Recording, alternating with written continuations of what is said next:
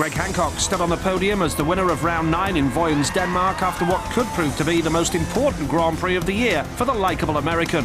The significance was not so much in his victory, but in the points scored over Greg's nearest competitors for the 2011 crown. Current world champion Thomas Golub suffered another poor scoring night by his standards. Sweden's Andreas Jonsson and Hancock's nearest rival Poland's Jari Campbell both failed to make the semi-finals. Whilst Hancock piled on the points, all Hampel and Jonsson could do was look on and see their bid for the title slip away.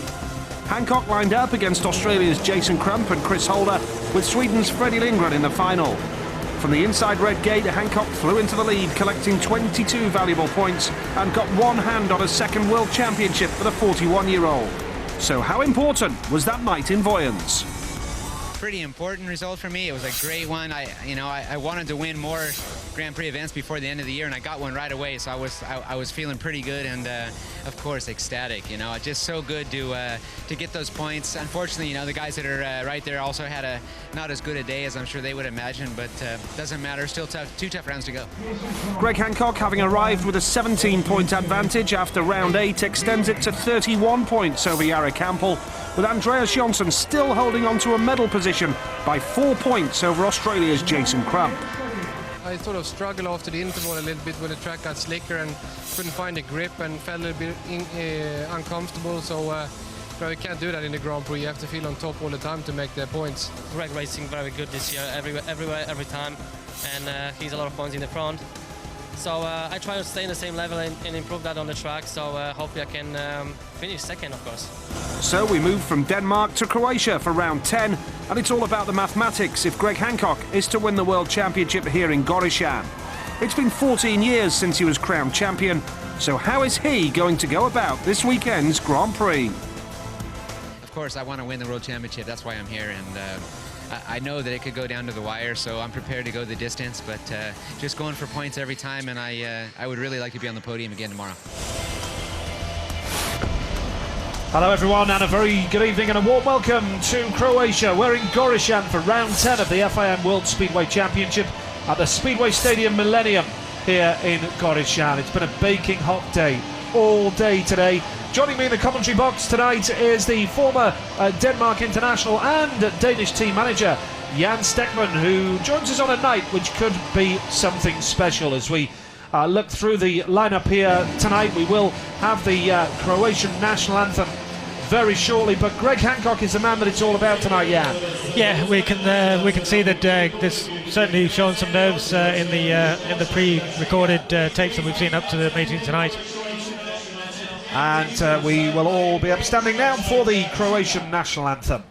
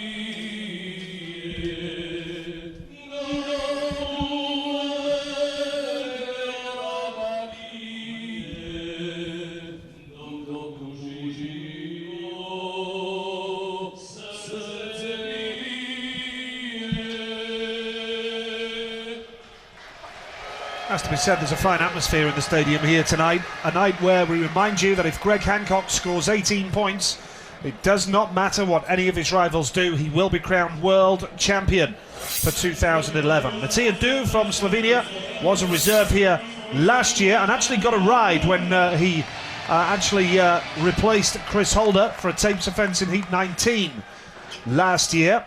The second reserve, Dino Kovacic, is Croatian, and a young man who will no doubt be desperate for an opportunity tonight. He's only 17 years of age, so we'll watch out for him if he gets the opportunity tonight. Mate Zagar is the wild card, and we know what he can do, Jan. Absolutely, he was very impressive when he was wild card the last time in Terenzano in Italy, and he's a very popular guy here tonight. Jan Escalante has had injury problems and illness problems this year. It's been a nightmare. Yeah, and he had a nightmare yesterday in practice, fell off twice by the sounds of it, so I think 2011 will be a year that he'll want to forget in a hurry. Now Antonio Lindback is secure. He knows he will be in the GP next year. He qualified via the Grand Prix Challenge, Antonio Lindback, and going into tonight he's 11th on 66 points in the regular standings. Next rider up, Artem Laguta, who had a terrific night in Voyens a fortnight ago. He did. He does ride Voyens very well. He's also another one that had a year to forget after winning the Grand Prix Challenge last year. Now Emil Seyfriedenoff, on his day, a world beater, and with no pressure on his shoulders, he could fancy a good night tonight. He certainly could. You know, he's a very impressive rider, quick trapper, which you need to do here at Goritsan. Freddie Lindgren now, he has had a disappointing year, but of course he did get to the final in Voyens a fortnight ago. Still has an outside chance of a top 8 spot. Yeah, and he'll be fighting for that, will Freddie. It is an outside chance. Now Nicky Pedersen, he's 10 points outside of the top 8, could do with a couple of big rounds now. Yeah, you know, he's up against it a bit to finish in the top 8, but he'll want to finish on a high in the last 2 GPs, I'm sure. He's still nursing that knee injury, as we know. Andreas Jonsson, third in the World Championship on 100 points, can mathematically still catch Hancock. Yeah, there's still a chance, and he'll be fighting for that. We heard it in the previous interview. Now Chris Holder, the birthday boy, 24 years old today, yeah? Very impressive rider as well. He'll be out here to, he's had a few good rounds here at Goritsan. Kenneth Pierre, on his day, can beat anybody. He's got that 8th spot at the moment, Jan. Needs to hang on to that. Yeah, you know, he's got bigger ambitions. We all know that. He's a better rider. He needs to fight to stay in the top 8, to be fair. Chris Harris actually got on the rostrum here last year, was second, and desperately needs to do that again. Yeah, and he actually missed practice yesterday because of travel arrangements or travel problems, I should say. Now, this is the man that it's all about tonight. Can he become world champion tonight? He certainly looks in a pensive mood there. The nerves starting to show. You can't blame him. Potential world champion. Look at that flag. Hope it's not too premature to be flying that at the moment. Now, Rune Holter, could his Grand Prix career be coming to an end, I wonder yet? It doesn't look good at the moment. 2011 will be a year that he'll want to forget. It's not really been a good year for him with his wrist injuries. Jason Crump still has serious hopes of becoming world champion again before his racing days are over. Yeah, and I would definitely say he's got it in him to win another world championship, and at the moment he's in the midst of a very good run of form. Certainly is. Crump actually scored 17 in Voyens, and Jari Campbell, who fizzled out in Voyens, he said his bikes just weren't quick enough. Yeah, you know, we heard him interviewed a bit earlier, and it almost sounds like he's conceded this year's world championship, but he's still very much in the fight. Now, the world number 1 last year, Thomas Golub. Really, so far since the World Cup break, those 6 and 7s in Terenzano and Torren have proved costly for Thomas, and he'll be desperate to put that right here in Gorishan this evening. Now, the first 4 heats coming up. Let's take a look at the lineup. Desperate for a big display tonight because he's well down in 14th. Knows that he's secure for next year. Currently 9th, needs to gain ground. Andreas Jonsson. 3rd place in the World Championship so far, would love to better that. And he's desperate to hang on to a top 8 place. Just 3 points ahead of Kenneth Pierre. No pressure, wild card, big night for him. The only realistic man with a chance of catching Hancock, and it's still a long shot. No pressure for him. He knows it's been a disappointing year. The birthday boy will be looking for a perfect celebration. Greg Hancock. And what about this guy? Can we see a new world champion crown tonight? Terrific night in Voyens. Looking for more of the same tonight. Chris Harris. Desperate for a repeat of last year. Jason Crow. Still world class. Watch him go tonight. Freddie Lindgren. Needs a big round. He needs to build on that final display in Voyens. Desperate for a big night. Desperate to bow out of the World Championship this year in a bit of style. Now, first race of the night coming up very shortly. Andreas Jonsson and Greg Hancock wish each other well there. And Andreas, desperate for a place on the podium. First half of the season was desperate for him, but he's got it right. And Jonsson, a little bit like Jere Campbell, disappointing to miss out on the semi-finals in Voyens a fortnight ago, Yeah, you know, he's been flying up late as Jonsson, and I just thought it was nice to see that shot there of them both wishing each other luck. You know, it's a cutthroat business out there on the track, and here in the pits everybody knows one another, everybody gets on with one another, and that epitomises that, I think. Yeah, there'll be nerves around at the moment. You've been in the pits at a Grand Prix at this stage, and you know, everybody nervous and desperate to get on with it and desperate to get a first ride out of the way, I guess. Well, exactly. You know, the first ride out of the way, that will settle everybody's nerves. There's a lot at stake, both for the top 8 finishers and certainly also for the podium finishers. I think it's fair to say that it is now Greg's World Championship to lose. And I just hope that it will be decided out on the track. Yeah, because we should emphasise that Greg Hancock had that injury a couple of weeks or so ago that aggravated knee ligament damage. The riders are on their way, and the action will be underway very shortly.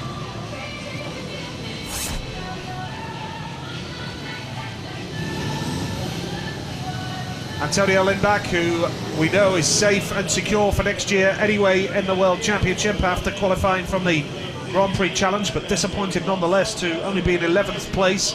Nicky Pedersen, desperate for a big night tonight in the blue helmet colour, and Rune Holter watched on by the man of the moment, the man everybody's talking about, Greg Hancock, in the build-up to the first, about an hour and a half from Zagreb, and the track, very, very impressive shape of track here, and it is a unique racing surface as well, as Jason Crump warms up with his pre-match exercises, and we build up to the first race of the night, the Croatian Speedway Grand Prix, a night where a new world champion could be crowned. This is quite interesting, Nigel. Look at Lindback there. He's let his rear wheels spin free to get some of the loose material away from where he wants to start.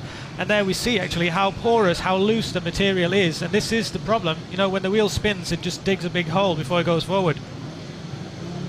So, first race of the night coming up.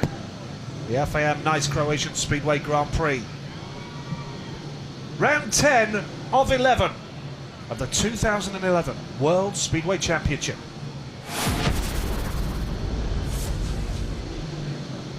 The number 1 looks like this then. Andreas Jonsson, 3rd in the world. He goes off the inside. Nicky Pedersen desperate to break into the top 8. He's off 2. Antonio Lindback of Sweden is off 3. And Rune Holter, who finished 4th last year but is set to finish outside of the top 8 this time around, he goes off the outside. The man of the moment, the man everybody's talking about, is Greg Hancock. He's watching on nervously from the pits, desperate to get on with the action. Greg Hancock, he's out in heat number 3, but this is heat 1. Can Andreas Jonsson make a good start off the inside gate? Craig Ackroyd from Great Britain is our referee. Super start from Jonsson. Lindback switches up the inside and takes Nicky Pedersen, and he's putting the pressure on Andreas Jonsson right now. Rune Holter at the back. Battle for second here. Good speedway as Lindback comes around the outside. Pedersen tries the inside line. It's all very close for 2nd and 3rd. Pedersen's going to take Lindback to the fence, and now he's got 2nd place, and that allows Holter an opportunity. The lead is with Jonsson, but a real old battle going on behind him, yeah. There's certainly plenty of action going on for the minor placings, and now Lindback's got back into 3rd place. Holter, though, does seem to have the bit between his teeth. He's a little bit wide. He might not want to be out there. There's not quite enough dirt out there yet. The line seems to be around the inside, and Jonsson seems to have this one sewn up, Nigel. Yeah, Jonsson desperate for a place on the podium. He started the season very poorly. The first half of the campaign before the World Cup, Andreas Jonsson was well and truly out of contention, but went on a storming run of form post-World Cup and really got it right. He got 17 in Terranzano, 19 in Melilla, 20 in Torren, and now he's off to a winning start here tonight. The win is with Jonsson. Nicky Pedersen in 2nd place there, and a real old battle there for the minor points in heat number 1. And all about start to finish for the victor, which is Andreas Jonsson, but there was a real battle going on behind him. Good crowd here in Croatian this evening. It's been a baking hot day all day today. They've put plenty of water down. Jonsson wins the race, 3 points for him. Nicky Pedersen was second, Antonio Lindback was third, and Rune Holter trailed in at the back. But an interesting start to the Grand Prix, and plenty of action immediately behind the race leader, Andreas Jonsson, in heat number 1. Rune Holter is shaking the head. He just knows it's not his year. Yeah, let's have a look at the replay here. Let's keep an eye on the rider in white. Look, he looks to the left there, sees he's missed the start, sees there's a little bit of a gap there, and he switches to the inside. Really nice cutback there from Lindback, who gets up into second place. Pedersen, though, in the blue helmet colour, he's got different ideas of that. He squares it off and gets quite a long straight going into the second lap here. Here we see it now. Oh, this is on the back straight now, going into turn 3. He comes hard under the Swede, and a few corners later he moves him off the line a little bit, and Holter gets into third place. Here we see Holter in the yellow helmet colour. It does seem like he's struggling a bit there, a little bit off the line, and he loses his place to Antonio Lindback. Good ride from Andreas Jonsson. With Carl Blumfelt in his pits, I think it's fair to say the start of the season, where he got 5, 6, 8 and 7 in the first 4 rounds, it was a case of getting used to the new silencers and the new management setup for Andreas Jonsson. Heat number 2 is coming up now. Jarek Hampel, the man in red, the man who is 31 points behind Greg Hancock in second place in the World Championship. Any points that Jarek Hampel drops here will mean that Greg Hancock's victory target goes less and less. 18 points as it stands to put the world title beyond doubt. We see Mate Zeghardi, wild card, known in the UK for his spell with Trelawney Tigers, with Eastbourne, with Reading, and Jarek Hampel. Got to focus on him ahead of heat number 2. Here's your lineup. Hampel off the inside in red, second place at the moment. Mate Zegar off gate 2, the wild card. Emil Saifudanov goes off gate 3. Kenneth Bier off the outside. Bier, the Dane who rides for Kings Lynn in the UK. We'll see him in the UK on Monday night at Poole, live on Sky Sports HD2 for the playoffs. Poole and Kings Lynn, Eastbourne and Lakeside. That's on Monday night, semi-final, second leg. This is heat 2 of the Croatian Grand Prix. The bikes roar, and what a start from Saifudanov off gate 3. He made an absolute belter there and has got the drop on Jarek Hampel. A perfect textbook start from Emil Saifudanov. Pierre charging hard through from last to second. Zegar stays on the bike just about. The lead is with Saifudanov. Second place is with Kenneth Pierre. Jarek Hampel is third. This would mean, if it stays like this, that Hancock now only needs 16 points to be world champion. There's certainly plenty of fight going out on the track tonight. Yeah, very forceful few corners there. We got Kenneth Pierre into second place now. He's got his roll-off is broken and is flagging behind in the wind there. He seems to have second place sewn up, and Saifudanov, he's away in the lead. Yeah, it was a super start from Emil Saifudanov, the talented young Russian, as he goes into the last lap. It's been an up-and-down campaign for him, 88 points before tonight in 7th place in the World Championship. But he has that lead now going into turns 3 and 4 for the final time. Emil Saifudanov is going to take the checkered flag. It was a textbook start. Second place, Kenneth Pierre, and third was Jarek Hampel. And one man who'll be delighted with that result is Greg Hancock, who's out in the next race in the blue helmet colour, and he is the man that we have to focus on. But Saifudanov, stunning start from white, gate number 3, and it was a real battle from Kenneth Pierre to charge up the inside and get the better there of Hampel. Saifudanov, Pierre, Hampel and Zegardi, finishing order of heat number 2, and Kenneth Pierre really put it on the line, but the win for Saifudanov was convincing, and Hampel can see his title hopes disappearing fast. Have a look at the rider in white here. Absolutely electric reflexes. Just pips Hampel, who is also a very quick starter off the inside there, into turn 1. Hampel, though, gets off the line, and for a moment there, he's relegated right to the back. Kenneth Pierre comes hard under Zegar. Zegar stayed on his bike miraculously there, and the Dane gets through into the second place and get 2 points. Saifudanov again here. Fantastic start from the Russian. Textbook start, like you said, Nigel, and he's away for the 3 points. Here's going into turn 3. Zegar almost loses it when Pierre hits his leg. Does well to save it though, and he stays on the bike. Super stuff from Saifutinov as we move on to heat number 3. Emil desperate to... There's a real battle, really, between 5th place Golub, Holder, Saifutinov and Bier. There's only 8 points between the 4 riders. Jason Crump in 4th place. The World Championship then, that's how it stands. Hancock on 139, Hampel now on 109, so there's a 30-point gap, and Hancock is out in this race. Heat number 3. Hampel looking at his machinery. Greg Hancock in blue, who crashed whilst riding in the Polish League the day after Wojens a fortnight ago, has had time off in between then, has missed some vital meetings in Sweden and Poland, had treatment in Sweden, physio on the knee injury. It's an old knee injury that Greg aggravated, and here he is tonight, having got through practice yesterday. Artem Laguta off 1 in red, Hancock gate 2 in blue, gate 3 is Chris Holder, 24 years old today, and Janis Kolodze going off the outside in yellow. If there is an easier race on paper, Jan, this is a kind draw for Greg to start the action in Heat 3. It's certainly a race that he will look at and say, I have to win this one. His toughest competition will no doubt come from Chris Holder, who's in gate 3, and we saw Saifutinov just made a fantastic start off 3 there, but let's wait and see. Nobody's here because they're nice guys. Heat number 3 it is then, here in Gorishan. All eyes on the man in the blue helmet colour, Greg Hancock, who hits that first turn. Super start from Hancock, gets that lead ahead of Artem Laguta. Holder is battling away, and coming through is Kolodze in yellow. Chris Holder now tries the outside line in turns 3 and 4, nips up the outside and tries to get the better of Laguta. It's all very tight, but the lead is with Greg Herbie Hancock, taking 3 points perhaps towards his dream of a second world title. Yeah, we see all the riders seeking towards the inside. There's obviously not a lot of dirt generating. The track was a little bit rough in practice yesterday, so I'm sure they've tyre packed the surface to try and avoid any holes appearing. But Hancock, well away out in front, he seems to have this track dialed in just as he did last year. Well, if you're new to Speedway in the Grand Prix, every point you score throughout the 11 rounds counts towards your Grand Prix total. And this will mean that Greg Hancock will be getting ever closer to the World Speedway Championship, because Jarek Hampel dropped 2 points in his opening ride. Hancock has gained 3. It's a massive step forward for Greg Hancock. He knows it. Back from injury, looked very nervous in the pits before the meeting, which is understandable, but he got through practice yesterday. He said this afternoon he relaxed and had a little nap this afternoon.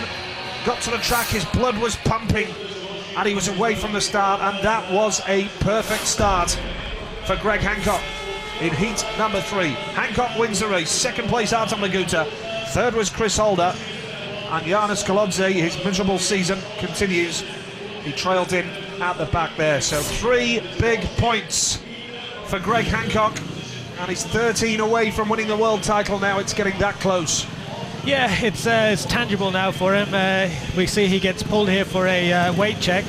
Very good setup here in Gorishan. They've got the weights ready in the pits there, digital weights, and textbook start, business as usual for Captain America as he powers away and seals the deal with the 3 points. Holder there has a challenge, loses some ground, gets back into 3rd place. And Laguta, as we've seen him before, he's very, very good when the tracks are slick, and he stays on the inside, gets out of trouble, and collects 2 points. Very good race there from Hancock. Nice slow motion pictures, just lifts a little bit there. Good shots of Greg Hancock, getting ever closer to picking up that trophy. Last won it in 1997, Richard Child and Stefan Anderson, part of Hancock's pit crew. He's actually also got Sean Moran with him tonight. Yeah, good to see Sean here. And those two, the 2 riders in contention for the World Championship. Hancock already 2 points better off on the night after that superb opening race win. So we build up to heat number 4, and we see Tomasz Golub going in the red helmet colour.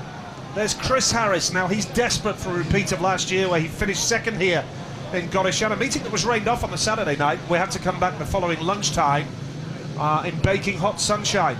But here tonight, Tomasz Golub going off the inside. It's a power-packed lineup for heat number 4.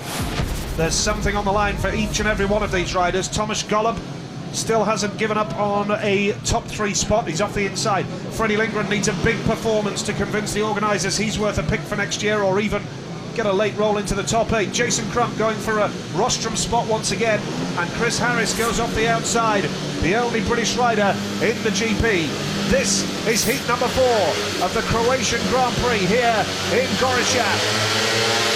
And away from the start, Gate 2, Lindgren's made a good one. Golub is going to squeeze him out though, it's getting very close, and Crump spots the opportunity, dives up the inside, wheel to wheel with Golub. Harris, oh my word! How on earth did Chris Harris manage to do that? Look how close they are! Sensational speedway, Jan! Wow, they're all three abreast there going into the first turn, but where did Harris find all that speed from? Made a long straight of it, and he's certainly got some speed at the end of it and passed all three for the 3 points. He's currently in the lead. Lindgren is in second place. Crump's chasing them all in third. There's not a lot of dirt out there. They're still staying close to the inside. Lindgren lifts a little bit coming off turn 2, but he seems to have secured the 2 points, Nigel. Well, that was an unbelievable move from Chris Harris. How on earth he managed to do that, goodness only knows. He's going into the last lap now. Chris Harris, who rides for the Bellevue Aces in the UK and has had a torrid old time, missed practice yesterday. Practice? Who needs practice? Chris Harris is coming out of turn 4 and he's going to take the checkered flag. What a ride that was! Lindgren was second, Jason Crump was third. Thomas Golub just goes over the line with a rueful look towards the other 3 riders. That was tough, that was ruthless, but that was Grand Prix Speedway. How's that for a reverse race to settle your nerves, Nigel? He'll be buzzing after that one, and yeah, who can blame him? He had a fantastic round here last year as well. Sensational stuff in heat number 4. Chris Harris the winner with Freddie Lindgren second, Jason Crump was third, Thomas Golub trailed in last. What a start for Chris Harris, who joins Greg Hancock, Andreas Johnson and Emil Sayfudinov as a race winner.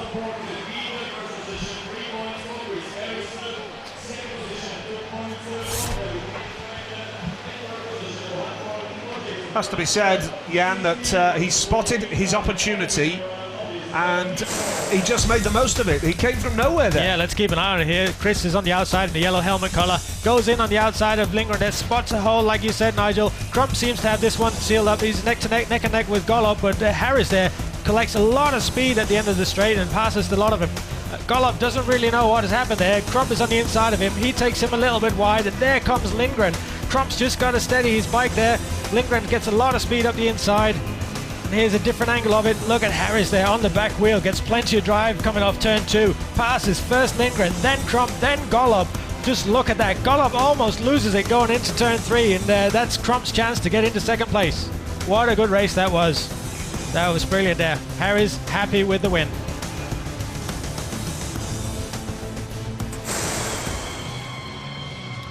Good start to the meeting, yeah. We've had some decent racing already and fast and competitive as we'd expect around here. Yeah, it's been some brilliant action on the track already, and let's hope that continues. Yeah, and Golub, he looked as though he wasn't happy with the other 3 riders when he left the track after heat number 4. Well, he just left a lot of room really. Crump was alongside him going into turn 3, and Harris just made an absolute brilliant long straight and got them all right at the end of it. So his gearing is obviously dialed into perfection. Now Chris Harris, let's get some reaction from him with Steve Brandon. Chris Harris, I don't want to sound condescending, but that's far more like it. Definitely fouled up like my old self. Didn't do practice yesterday, and I'm just trying to enjoy my races. I mean, you've sort of picked up from where you left off in Boyens. A great last race, great first one tonight. Yeah, Boyens finished good with that win, and come in tonight and made a reasonable start, but it was a long way off 4, and managed to get the good cut back. And once I got my nose in front, I knew I was going to be quick enough. And 21 points here last year, you could certainly do with that again. Yeah, I could do with all the points this time. Well done, you're in the next one, I'll let you get on with it. Thank you very much. Yeah, terrific ride from Chris Harris, and yes, he is out in the next one in red off gate number 1. But how's Greg Hancock feeling now? Any nerves that he had? He looked nervous, but they'll have calmed down now. I'm sure he will, and Sean Moran and Stefan Anderson will be that will be their job. Will be to keep his feet on the ground. He's still got to be focused, but he's to a certain extent got to be taking his mind off it. And I think we have Greg with Steve Brandon now. Greg Hancock, I don't know if you were feeling any nerves before the meeting tonight, but that certainly put them to bay. Oh yeah, heck yeah, I feel the nerves. You know, I mean it's you know, it's the first real race I've had since like I heard, but I feel fine. It's just more getting over it. The more laps I do, the better it gets. So I'm happy right now. You feel fine. How does the 41-year-old knee feel? Say it. How does your 41-year-old knee feel? Oh, well, you know, it feels like it's 18 and injured. It's not bad, though, you know. I mean, it's part of the game, and it's doing better every time. So I'm pretty happy that I'm here to be able to ride. Long way to go tonight, but plus 33 right now. That was a perfect start, really, for you. Yeah, that's right. I mean, it's to get a start like that, and, you know, there's obviously still 4 more heats to go. I'm going for the semifinal now, and then, like always, then I give it all for the final. Keep up the good work. I sure will. Hey, Falubas. Well, Greg referring to his Polish side and supporters. Jarek Hampel coming out here in white for Heat 5. Let's take a look at the next 4 heats now. Chris Holder. Just the 1 point in his opening ride off gate 4 in the next race. Jarek Hampel. Desperate for points off gate number 3. Andreas Jonsson. Impressive race winner in his opening ride. Chris Harris. Wow, what a race the last time out. Emil Seyfudinov. Well, he made the start and dominated his last race. Nicky Pedersen. Hard fought 2 points in his opener. Artem Lagota. Couple of points, good effort from the young Russian. Freddie Lindgren. Desperate for another semi-final at least. Antonio Lindbäck. Just a 1 point in a hard fought opening race. Matej Jager. Squeezed out to last place in heat number 2. Tomasz Gollo. Wasn't happy in his previous ride. Greg Hancock. A stunning start to the meeting for Hancock. Jason Crow. 1 point and in a very tough heat number 4. Janusz Kodzi. Yet to score, it's been a miserable old season for him. Kenneth Pierre. Good move to get 2 points in his opener. Rune Holta. Yet to score, it's been a tough season for Rune Holter. You can only sympathise with him. The stars and stripes fly high. Could be the night where we see the American win the world title. Watching on, taking a look at track preparation, the grading, the watering, and all the riders making a note of track preparation here. Yeah, it's interesting you mentioned the watering. That is the one thing that the riders will want to avoid, because with this surface it actually gets very, very slippery when it gets wet. There's not a lot of binding agent in the actual dirt, so it needs to be packed down. But with it being packed down, it's also fairly slick on the surface. So when you add water, you know, it sort of says itself. You know, it tells its own story that it'll be very slippery. That was a big problem in practice yesterday when they kept watering. Obviously, it was very humid, very sunny yesterday. Tonight, the sun's gone down, but they still need a little bit of water to keep the dust down. Now, the Danes know this track pretty well. You were telling me earlier that you've used this place for pre-season training camps. Yeah, there's a lot of teams that do, also a lot of Polish teams and some other countries even. I know Jason Crump sometimes comes here and tests engines, and he goes to Italy and whatnot. But yeah, it's a very, very good facility here, run by the Pavlich family. You know, and a lot of the clubs make good use of it. Because Pavlich has been injured this season, and that's why he's not a wild card this year. He was wild card last year, Jurica Pavlich, but had a broken leg earlier in the year. Yeah, I believe he broke his thigh, and he came back in the playoffs for Leszno, but he found out after 2 winning rides, that he couldn't do it.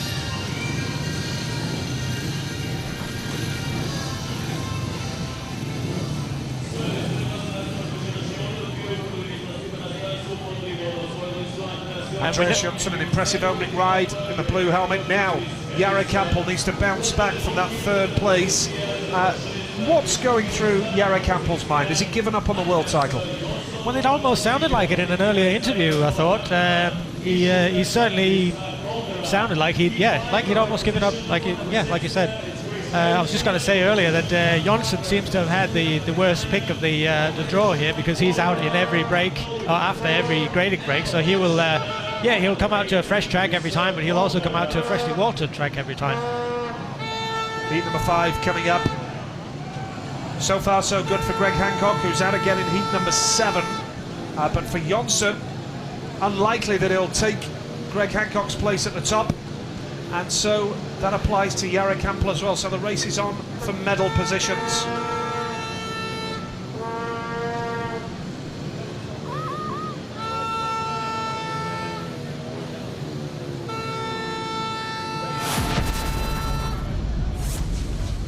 Your lineup for Heat 5 looks like this then. Chris Harris goes off the inside in red. What a ride he had just a few moments ago. Andreas Jonsson goes off gate 2 from Sweden. Jarek Hampel, gate 3. Chris Holder is off the outside. He's got a big meeting on Monday back at Poole in the UK as well. Our friends around the world can see the action. Poole against Kings Lynn on Sky Sports HD2 on Monday night, and our friends in Australia can watch the action as well live with us. Poole against Kings Lynn and Eastbourne against Lakeside, a double-header in the playoffs, semi-final second leg night on Monday. But it's Grand Prix night tonight here in Croatia. This is heat number 5.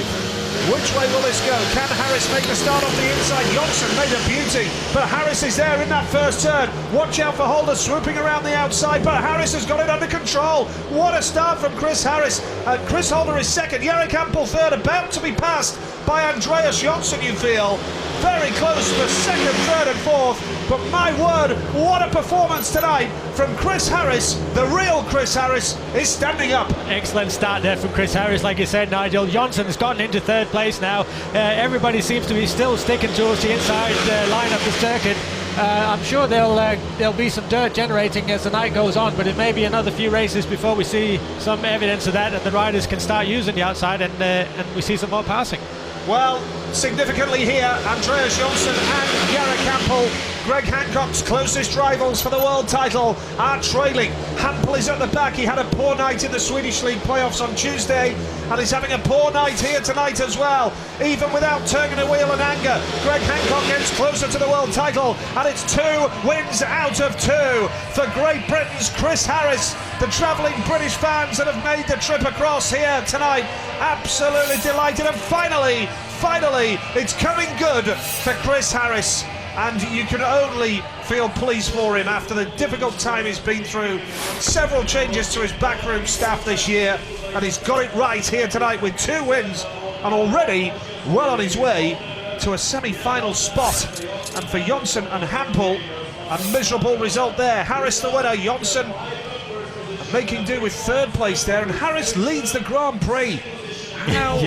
How good is that for the Great Britain man? Sensational form, made the start. It looked as though Jonsson might have got the quicker start, but Harris made the ground and got into that first turn. We see it here, Nigel. Jonsson did make a very good start, but Harris on the inside, he had the line going into the turn. Jonsson, though, drifts slightly off the line, and that allows Holder to come through into third place, because Hampel gets the run coming off the second corner and is into second place now. Jonsson, though, he's got a bit between his teeth. He keeps chasing along, and he gets rewarded by the solitary point.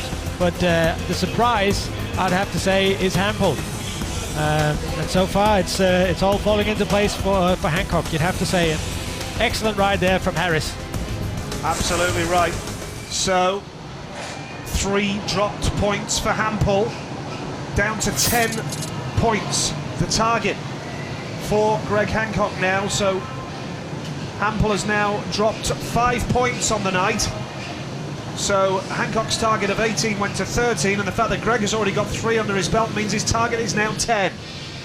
10 points is the target for Greg Hancock. 6th race of the night coming up here in Croatia. The standings: Greg Hancock 142, Jarek Hampel 109, Andreas Jonsson 104, and Jason Crump 97. Hancock has got one hand on the World Championship trophy, but in this one, heat number 6, it's a big race for Freddie Lindgren on the inside. Needs to get into the semi or the final to hold out hopes of getting into next year's GP. Laguta off 2.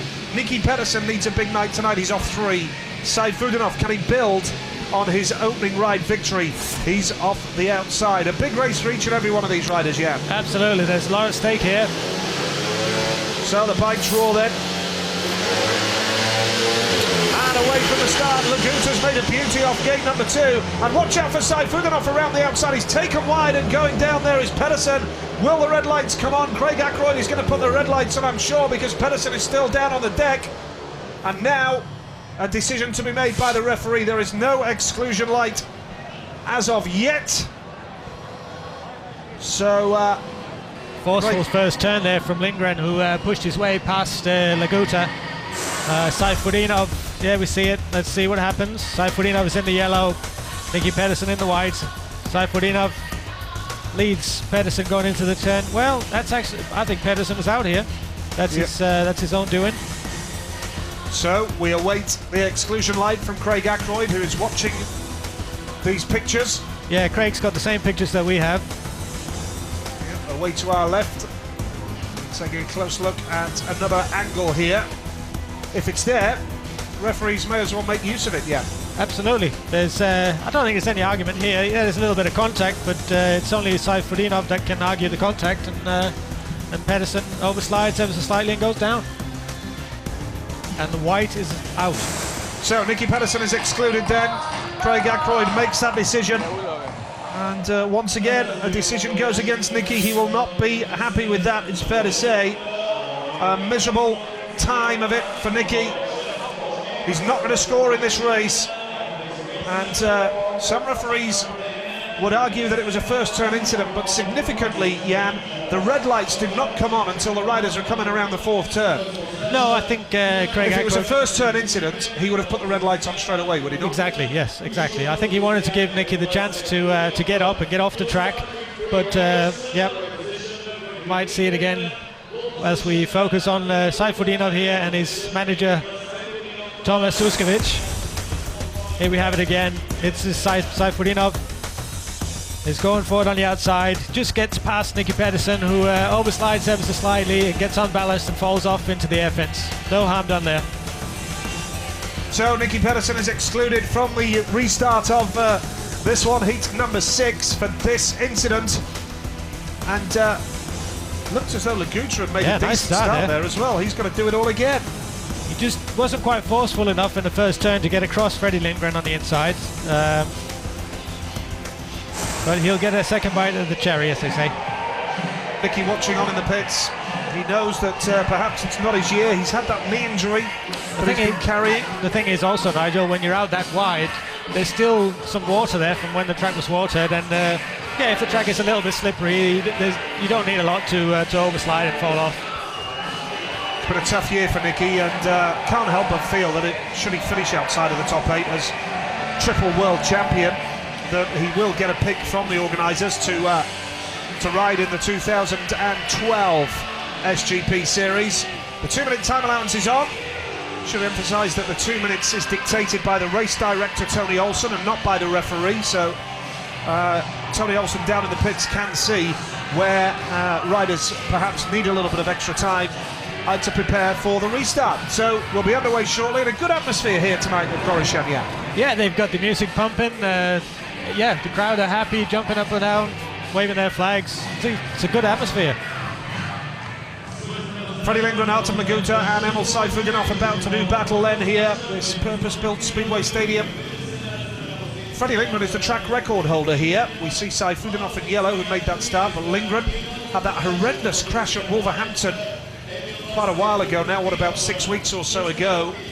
Freddie Lindgren landed on his head down the back straight at full pelt at Palmer Green. It was an awful crash, and it's a miracle really that he's racing on and riding quite well too. Heat number 6 is coming up. 3 riders only then here. It's quite funny, earlier today, Nigel, there was a comment from Freddie on Twitter saying that he didn't even know he had the track record here. Yeah, you'd think you'd know being a track record holder, wouldn't you? Absolutely. So we build up and wait for the lineup for heat number 6. Second time of asking. Freddie Lindgren from Sweden off the inside in red. Gate 2 in blue is Artem Laguta. No rider off gate number 3. And Emil Saifudinov goes off the outside in yellow. There is a race for the top 8. Freddie Lindgren has the opportunity to overtake Nicky Pedersen and go into 9th place in the World Championship standings. With a win here, he would go into 9th ahead of Nicky by a point. So can Lindgren do it off the inside? But it's all about the top 8, remember. Heat number 6 it is. Saifudinov, an impressive winner first time out. Waiting for the green light. And away from the start, Laguta's made another good one, but that's more like it from Lindgren, and Saifudinov chomps up the inside. Beautiful move from Emil Saifudinov, and down the back straight, Saifudinov doesn't leave any room for Lindgren. Lindgren will try and chop up the inside now. Sayfutdinov with the lead. Freddie Lindgren is second. Artem Laguta is third. And that was a fantastic move from Sayfutdinov. He spotted the opportunity and took it with both hands. That was an inspired move, like you said, Nigel, from Sayfutdinov. He realised he hadn't made the start. He did what we call plan B, cut to the inside, and it just paid off beautifully. And he's into the lead, stretching away, cutting the inside, just getting the drive coming off the corners. A nice 3 points coming up for the Russian. And Laguta is challenging Lindgren, though. He has a go on the outside. We've not seen riders out there for quite a long time, and he's certainly got the grip between his teeth now. He's on the outside of Lindgren, goes out wide. He might cut back. Yeah, he's cutting back to the inside, gets a long straight, but not quite there for him. Lindgren did look over his shoulder and knew exactly where Laguta was coming from. Down to the checkered flag. Laguta still having a go. Oh, he's done it, surely. What a ride that is from Artem Laguta. And Freddie Lindgren in his position cannot afford to be dropping points like that. But Artem Laguta, you have to say, was sensational. It looks as though Lindgren had held him off, but Laguta wasn't taking no for an answer. And here we see the finish. Down to the line. And Laguta has just pipped Lindgren to the post with a stunning swoop. As I say, wouldn't go away. Yeah. No, I think he caught Freddie a little bit of sleep there, because he got on terms with him coming out of turn 4 the previous lap, and Freddie got it back, and then he did it again. And here we see the shot from the pits where Freddie's been pulled for weight control, and the result is coming up now. Superb, absolutely superb speedway. Sayfutdinov wins the race with Artem Laguta second. That's 2 second places for him now. Freddie Lindgren was third. That means he's on 3. And now we see Sayfutdinov and Harris as the unbeaten riders. 6 points out of a possible 6, and the only rider who can join them on that now is Greg Hancock, who's out in the next race. But we are seeing some good speedway action here tonight, yeah. It's been brilliant so far, and my guess is it'll only get better. Here we see the restart. Lindgren makes a good start off the inside.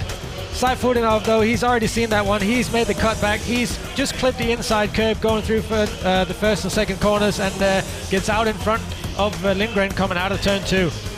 Lindgren there ever so slightly off the line. Sayfutdinov has seen that coming. He gets his wheels in line, gets plenty of speed, and he's away and takes the 3 points. And a little bit later on in the race, Artem Laguta in the yellow helmet, in the blue helmet colour, just creeps around the back wheel of Freddie Lindgren and pips him right on the line. Very good ride there from both the Russians. Well done, Emil Sayfutdinov. Super ride, spotted the opportunity and swooped superbly. We move on to Heat 7. Hancock now on 42 points, 33 ahead of Jarek Hampel. And Hampel facing a real scrap to get into the semi-finals tonight. But what a lineup this is now, as Hancock takes a step closer to becoming world champion, bit by bit. It looks as though we might get there. Hancock off the inside in red. Thomas Golub goes off gate 2. Matti Zagar gate 3, and Antonio Lindback off the outside. Are we seeing the outgoing and the incoming world champion side by side in heat number 7? Richard Child, the US team manager, watching on. Hancock off the inside in red. Golub gate 2 in blue is the outgoing world champion. This is heat number 7. Can Hancock make the inside gate count here? Away from the start, it's a super one for Lindback off the outside. And now going down in that first turn in white is Matti Zagar, and he's staying down as well. Hancock has that lead, but Zagar has stayed down and the red lights are coming on. We're going to have a second successive stoppage here. Wonder what happened with Golub, Nigel. That looked a bit strange in the first turn. He went wide, didn't he? Yeah. He went very wide. But he went to go on the inside, so I don't know if he lifted going into the corner. Here we see the restart. Golub's in the red, in the blue. Hancock made a fantastic start off the inside. Makes his turn. He clips Zagar's front wheel. That's why Zagar's gone down, and that's what sent Golub wide in the first turn. So that could mean it's an all-four back, that being the case? Yeah, it should really be the all-four back. It would be a bit harsh if Zagar's excluded for this one, I feel. But again, the red lights did not come on at the moment of impact. The red lights went on late in the third and fourth turn. Yeah, so, that would. But it is all 4 back. It is all 4 riders back. That's a fair decision. Hancock has to do it all again. That would have been a bit harsh to have him excluded from that one. So Hancock then has to do it again. Zagar will have a little bit of extra time, and again, as we say, Tony Olsen, the race director, will watch closely in the pits before establishing when the 2-minute time allowance should go on. But Hancock just wants to get on with it, yeah. Absolutely, yeah. The nerves are jangling, you know. He's made a good start. He was in the lead in his second race. So he'll want to go out and repeat that. But look at Lindbäck, though, off the yellow, off gate 4 there. He's actually made a fantastic start, but elects to stay out there. And yeah, that leaves all the room in the world for Hancock to come on the inside. Zagar making some adjustments there. He's obviously got his timing he wants altered. Does he want it to retard or advance? Does he want more drive or does he want more power? Can't quite see which way it's going, but yeah, he's obviously feeling that his bike is either too weak or maybe too strong. You know, if it's too strong, that means he'll be spinning too much, and if it's too weak, that means it's bogging too much. So he might want a little bit more ignition just to get that explosion in the engine at the optimum time for the rest of his settings on the bike. Without getting too technical, it could make a lot of difference just altering a few degrees on the ignition. Zagar's been picked as a wild card a couple of times. Do you think he'd have a chance of being picked as a permanent nomination for next year? I don't know. My personal opinion was, well, there's plenty of speculation about who deserves a wild card and who might get one. I think most people will think that Darcy Ward might be in the running to get a wild card. But Zagar, yeah, he's a good rider on his day. You know, he's had not been a wild card, but he has had a Grand Prix berth before. He's a little bit inconsistent. But yeah, we'll have to wait and see. It's certainly going to be interesting. Look at all these ruts here on the start line, how deep they are. Well, good crowd enjoying the atmosphere here. A little bit of a delay as we prepare for the restart of heat number 7. It's a hot, humid night here. Look at that. Look That's at that, gate Nigel. 2 that we can see there. And what's interesting here is that there's 2 ruts, which means, and we're on heat number 7 now, and we've had 2 restarts. So that means that everybody that has been off gate 2 has been in either one of those 2 ruts, and that's why they get so deep at the end of the night. So the 2-minute time allowance is on here in Croatian. Heat number 7. Second time of asking, can Hancock do it again? We see Lindbäck, who was in the thick of the action. He made a good start as well off gate number 4. If you've just joined us here in Croatian, Croatia, the Croatian Grand Prix, Greg Hancock of the USA is edging ever closer to winning the World Speedway Championship. Jaren Kampel has scored just 1 from 2 rides, and Hancock has scored 3 from 1. Here's the standings. Hancock 142, Hampel 109, Jonsson 104, and Crump on 97. Hancock going off the inside gate here. If he makes it 2 wins out of 2, he is within touching distance of winning the world title tonight. Remember, there's another round to come in Gorzów, Poland in a fortnight's time. The final round of the 2011 series. And what a series it's been. There's been some terrific racing along the way. We've been all over Europe, and yeah, I think most people will agree that Greg will be a worthy world champion. Here's your lineup again. Greg Hancock going off the inside in red. Thomas Golub still having work done on his bike and having to come round the quick way to the start line. He's off gate 2. Matti Zagar involved in that incident. He goes off gate 3, and Antonio Lindbäck going off the outside in yellow. And we can also see that Greg Hancock's got no wheel disc in his rear wheel, which means that he's taken no chances. He's put another new wheel on there. All the riders will have new edges for every start of the race, but Hancock's taken no chances here, putting a new wheel on. Yeah, no rear wheel spoiler. That's like the old days of Ollie Olsen, Ivan Major, Barry Briggs. But here tonight, this is 2011, and a night where we could see a new world champion crowned. Heat number 7, and away from the start. Hancock hasn't made it, Golub has. It's very tight. Zagar surely is going to go. No, he stayed on the bike, and Hancock has the lead, but Golub now around the outside. Hancock has to try and take him out, but Golub has got that lead. Second place will still do quite nicely for Hancock, and there's a real battle between Zagar and Lindbäck, and now comes Hancock. What a ride from the man from the US of A. Oh, brilliant race there from the 2 veterans, really giving us all a masterclass of speedway. Greg Hancock is leading. He's sort of riding mid-track. Maybe there's a little bit of dirt starting to appear, but Golub, though, he's got plenty of speed. He goes out wide, gets in the dirt, cuts back, tries to make a long straight of it, but can't quite. Oh, he's got plenty of speed, though. He's going on the outside again. He's cutting back. Here, are we going to see another pass here? He's certainly got this one lined up, and he's passed. Super ride from Thomas Golub. Now Hancock, he's going to try the inside line, but Golub has got that lead. Hancock takes the hand off the throttle and allows Golub that speed. Hancock will have to settle for 2 down to the finish line. Oh, he wouldn't give up there. That was sensational speedway between 2 fantastic world champions. And what a ride that was. Thomas Golub, that is what last year was about from him. He's just got the better of Hancock, but Hancock with 5 points out of 6, that will still do nicely. Steady on, easy catchy monkey, as they say.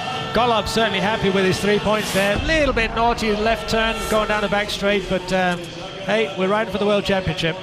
And Zagar and Lindbach were having a real go at each other in heat number 7. This is what it means now that Harris and Saifudinov lead the Grand Prix. Greg Hancock is on 5 points now. Golub moves into the top 8 on 3. So Hancock on 5 from 2 rides. If you'd have offered him that before the start of the meeting, he'd have taken it. I'm sure he would have took it. Here we have the replay now. Golub in the second gate there in blue makes a really good start. Just gives a little bit of a push there for Zagar, which in turn takes him off the line.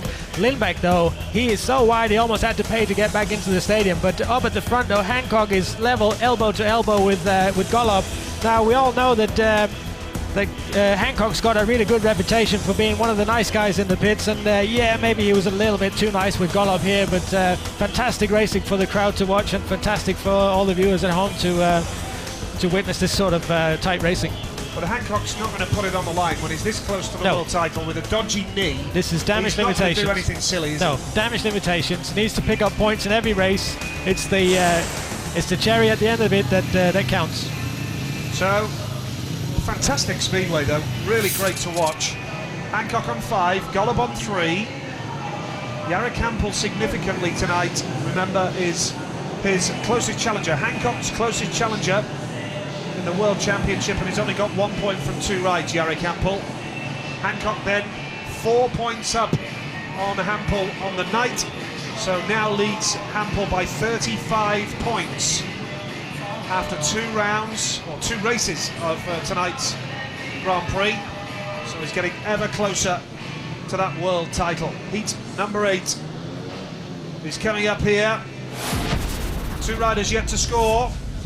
Inside is Rune Holter in the red helmet colour. Kenneth Bier goes off gate 2 in blue. Gate 3 is Janis Kolodze in white, and off the outside in yellow, Jason Crump. 1 point to his name. He'll be looking to do better than that, Jason Crump.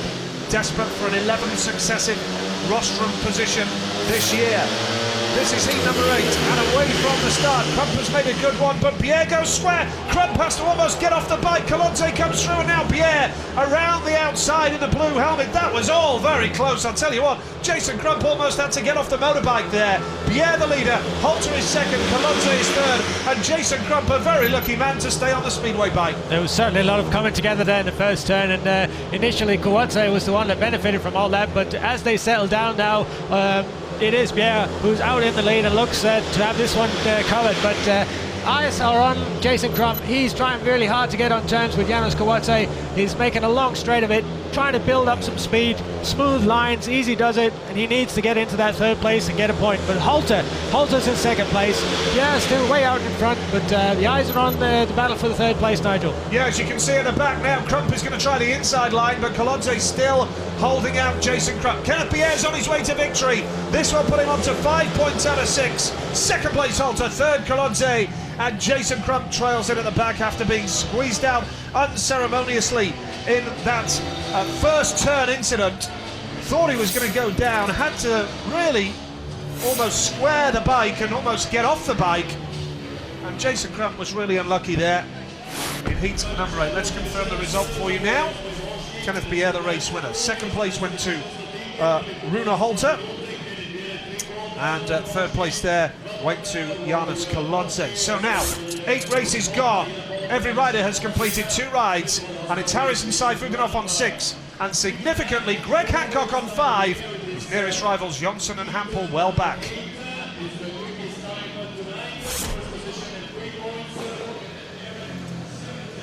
Some great speedway, and your fellow countryman there, Jan, Kenneth Pierre, a fine ride from him, particularly after the early stages, which were dramatic. Yeah, let's have a look what happens here in the first turn. Oh, we see, yeah, he's still got lift going into the first turn. That's why he goes wide. We'll have to see the other angle, see what happens to Crump there. But Kwadze at this moment is in second place. Halter, though, does very well to get round him. Here we see from behind Crump making a good start off gate 4 there. Just tries to cut in, but has to get off the throttle, has to straighten up because Halter's rear wheel is there. If he'd have kept going, he would have rode straight into Halter's rear wheel, and it would have caused quite a sizable crash. But yeah, we'll be happy with the 3 points, and Crump is back to the drawing board. He needs to get more points on the board. Yeah, fine ride from Kenneth Pierre, involved in that battle for 8th place, or a top 8 spot, I should say, and the boys in 7th and 8th are on fine form tonight, but Jason Crump, who needs a good display to challenge for the top 3, only 1 point from 2 rides. There's something there that Pierre was not happy about. He was shouting a few harsh words to his mechanic, so no doubt he might want to change the bike setup, but it could always be a little bit of a conflict of interest if the mechanics think he should go either way.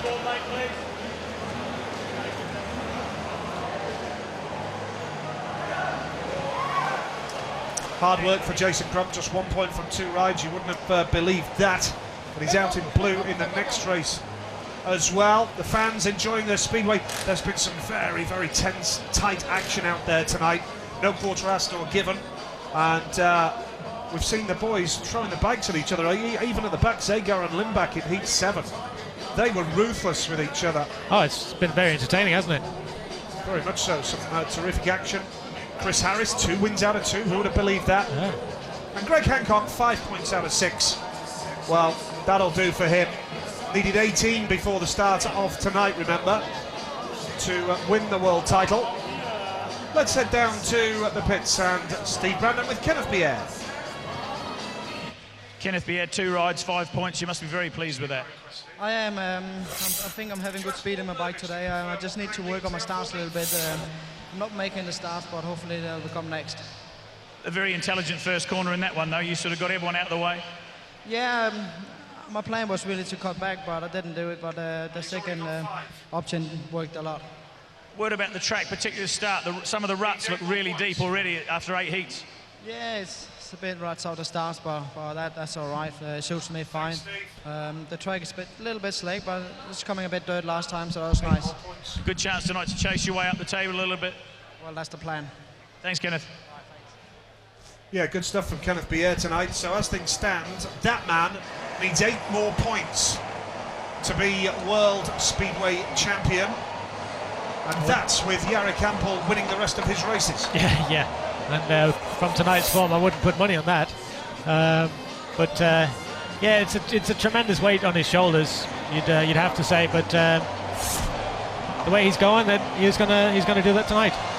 Chris Harris is the man of the moment tonight. He is with Steve Brandon. Chris Harris, deja vu. I think I spoke to you after every race you had here last year. Hopefully it'll be the same tonight. That's what we got planned. I don't mind speaking to you when we're winning races. And a funny thing to say, but who needs practice with a start like that? Yeah, definitely. We always say that practice is a waste of time, and at the moment it's going good. I feel we're fast. My clutch hand is quick tonight at them starts, and the bike underneath me is working. So yeah, it's a good combination. I mean, all seriousness, in all seriousness, to come here today without practice, you sort of not confused yourself. You just come nice and relaxed and got into the meeting. Definitely, the only thing we had to choose was bikes, but that was pretty easy because I bought an engine over that I tried on Thursday, and it worked then, so we thought, right, the track's no different, so we'll just put it in, and it's working. Long way to go tonight, but more wins, more points is going to help the cause. Oh, definitely. I want to prove to him that I want to be in this Grand Prix next year, and I've still got a lot to give. Great start. Keep it up. Thank you. Yeah, the bike he tested on Thursday, he's talking about a guest appearance that he made for his parent club Coventry at Birmingham in England on Thursday. And Greg Hancock coming out here in heat number 9. He needs 8 more points to be world champion. That's without Hampel dropping any points. Hampel, by the way, is out in heat 10 against Gollum and Pedersen. So every race a tough one. Hancock, only even if he gets seconds and thirds from here, Jan, as long as he avoids last place, he's just chipping away. It's all about collecting points. Take a look at heats 9 to 12.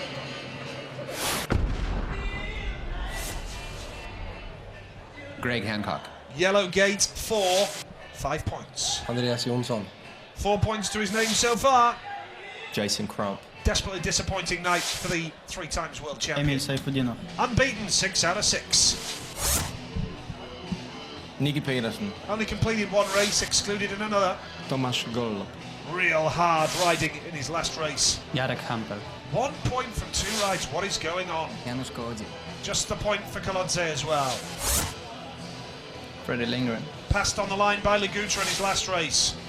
Antonio Lindbäck. Only 1 point. He's ridden better than that tonight. Chris Hauda. Desperate for a semi-final appearance. Kenneth Pierre. Has only dropped 1 point and is riding very well indeed.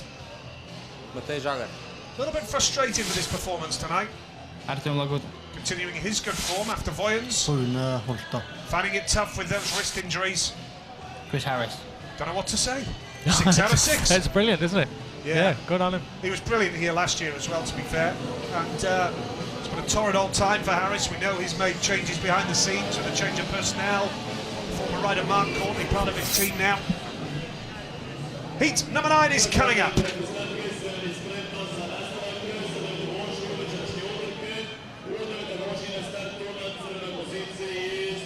Well, Greg Hancock is making his way back on the track. I'm not quite sure what he's doing that for, but... we also see Jason Crump having a few adjustments made just outside the pit gate. Yeah, just working out what Hancock was trying to say there. I thought he was trying to speak to Andreas Jonsson for a moment. But it's been a disappointing night for Crump. He's in the blue helmet colour as we build up to heat number 9. So Greg Hancock within touching distance of the world title. Another 1 or 2 points here means that he just edges that little bit closer to that world title. And he has the opportunity of getting into the semi-finals and the final tonight, where the big points count. If you get into the final, your points actually count for double, remember. I know I keep harping on about this, Nigel, but those ruts on the start line, they're really getting quite deep now. And they will get to a point where the silencer will actually touch the ground when you roll into them.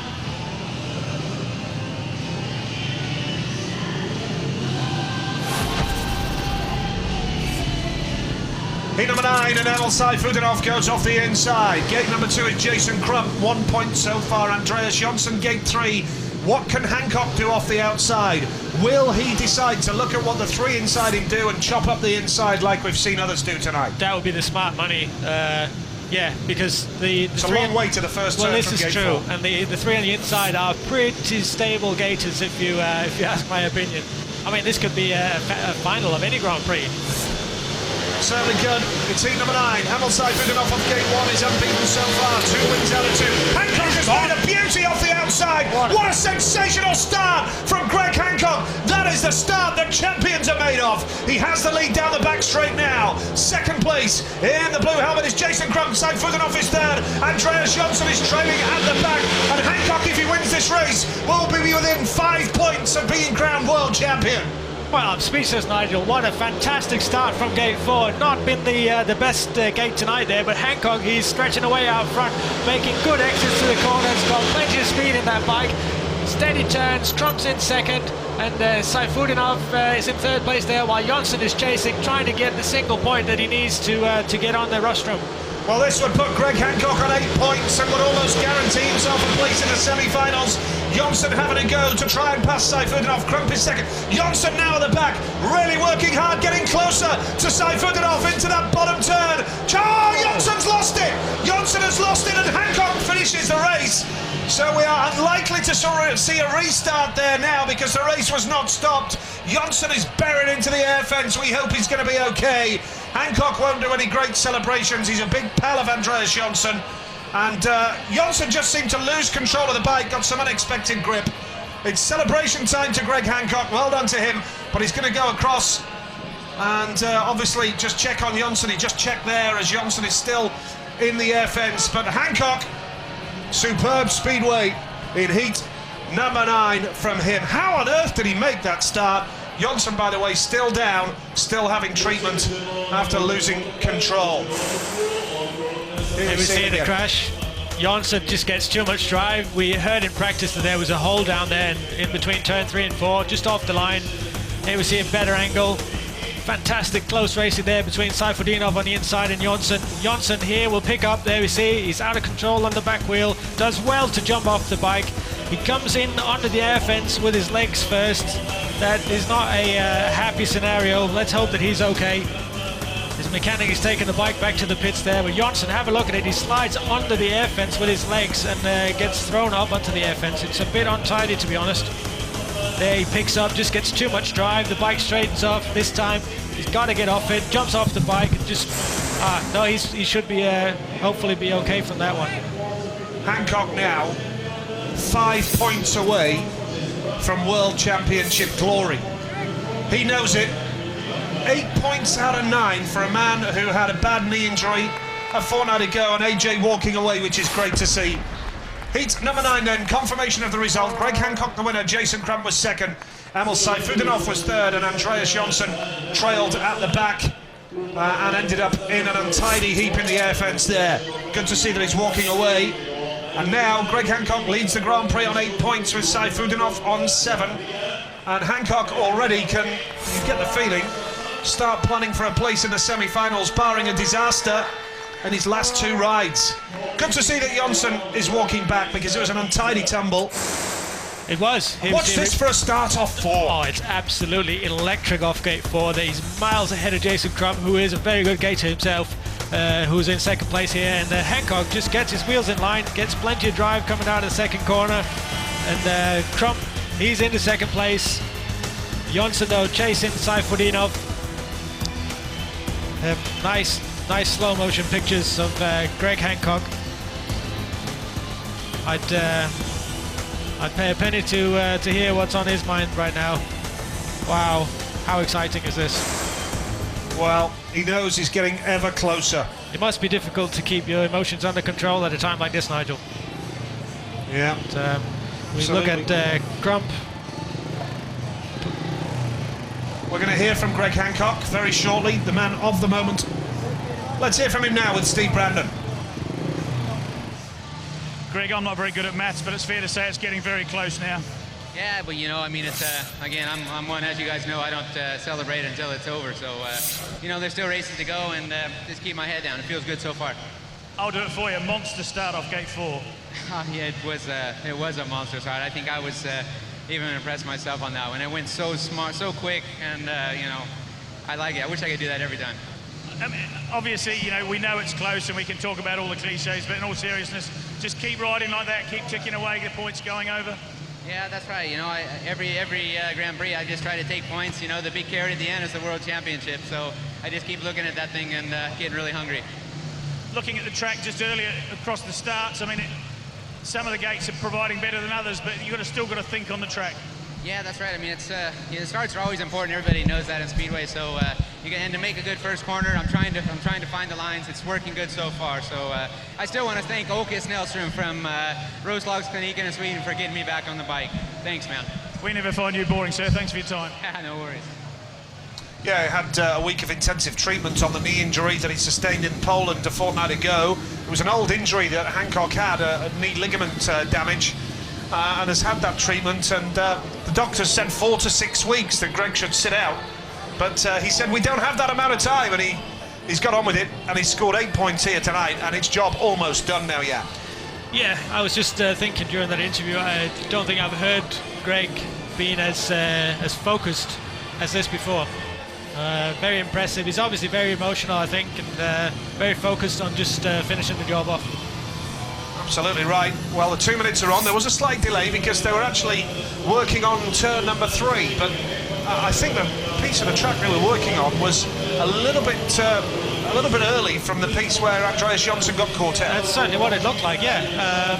It did look like where Jonsson picked up was maybe a rut that was a little bit later on in the corner, but let's hope that they've fixed it, you know, fingers crossed, because that would add a little bit too much excitement to future races. There's the standings now. Hancock on 147, 38 points ahead of Jarek Hampel. And Hampel is out here in the blue helmet colour, heat number 10. Hancock watching on. He knows his nearest rival is in this race. Hancock will not celebrate, he will not rest easy until he knows the job is done.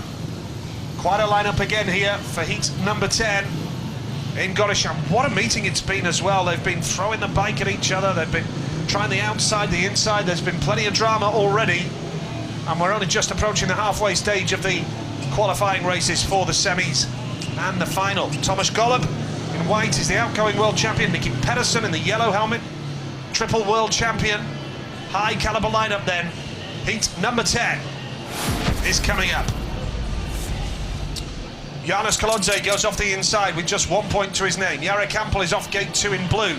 Gate 3 in white is Tomasz Golub, and going off the outside in yellow, Nicky Pedersen will be desperate to make up for that exclusion earlier, Jan. Yeah, there's a lot at stake here for quite a few of the riders. We see Golub just turning back to clear his goggles there. Maybe they're steaming up a little bit. Humid evening here in Croatian. There's only 14 seconds left on the clock, so he might not want to waste too much time at the tapes there, but it looks like they're all settled now, Nigel. Heat number 10 it is then here. Watch out for Hampel in blue. He's Greg Hancock's nearest challenger for the world title. 1 point from 2 rides, whereas Hancock has got 8 from 3.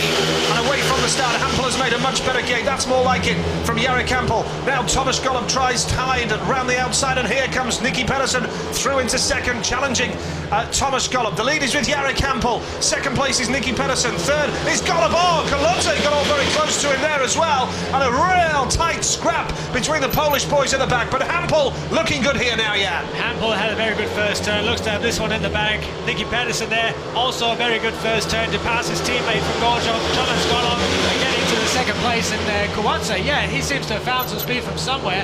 He's certainly hounding down the current world champion, trying to get into third place. Well, whatever Jare Campbell has done to his machinery, he's sorted it out here. He said that he just lost power in his bikes in Voyance. He's sorted it out here, but the battle is between second, third and fourth, and Hampel is almost the length of a straight clear of his nearest rivals. He's going to go and win the race. Jare Campbell will mean that Greg Hancock's celebrations remain on ice. Pedersen second, Golub was third, and trailing at the back was Janis Kolodze. Again, plenty of excitement there in that race. Not necessarily about the race winner, because Hampel had it in the bag superbly, but Pedersen, Golub and Kolodze having a real battle towards the back of the race. That was an entertaining and lively heat number 10. It is the business end of the Grand Prix season, where every point is vital. Hampel the winner, Nicky Pedersen second, Tomasz Golub third, Janis Kolodze trailing at the back there. Vital second place for Pedersen as he moves into the top 8. He needed that. Jare Campbell moves on to 4 in the top 8 as well. Just hanging on and clinging on to any faint hopes of passing Hancock, but still, with only 4 points to his name, Hancock on 8 is looking good for the title. Replay at the start there. Nice clean start from Hampel, who just goes low going into the corner to stop the run there from Kowatse. Not that he made a great challenge, and then he moved straight to the dirt, and pretty much that was all the competitors saw of him. You see a different angle there. Kowatse stays on the inside. Golub goes for the outside of Hampel.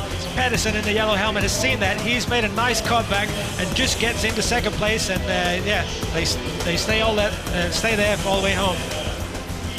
Great ride from Hampel though. A real test of character. He knows that his World Championship hopes are disappearing fast, but it was a terrific ride, and he looked very quick there, Jan.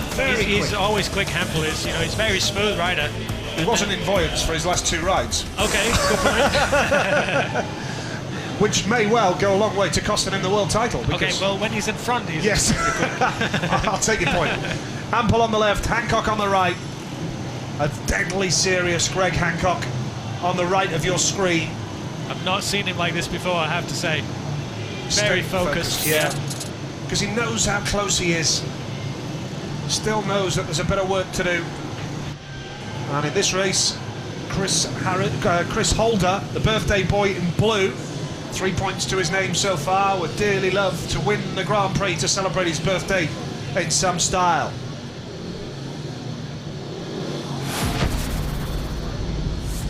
Here's your lineup for Heat 11 then. Kenneth Bier, very impressive so far tonight, 5 points out of 6. He's off the inside in red.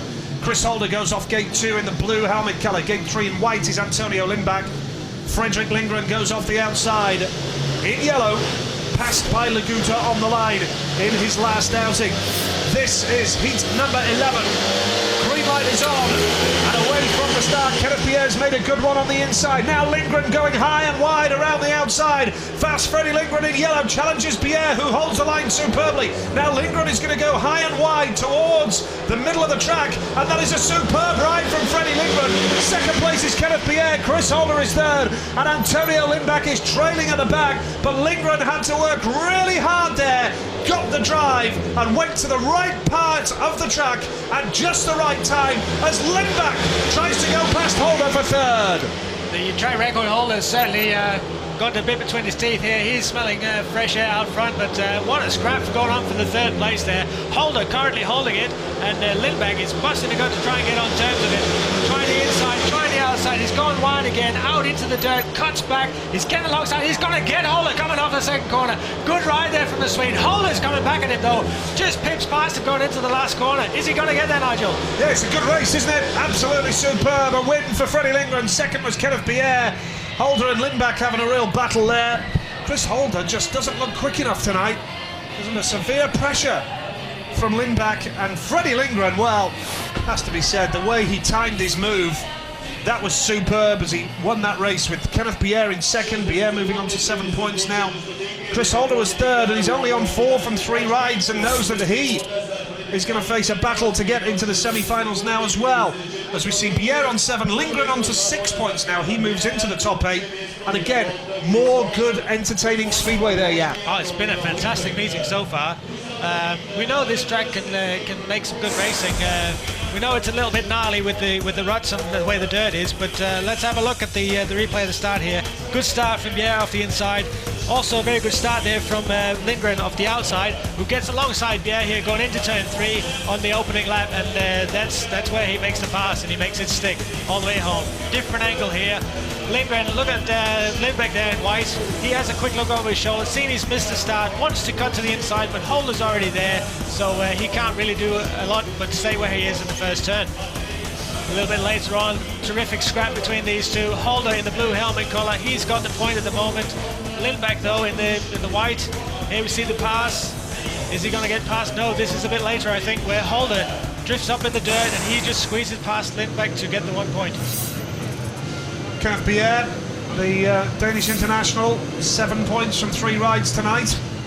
All about the battle for the top 8 for him. Now Artem Laguta has got bike problems, and there is less than a minute remaining.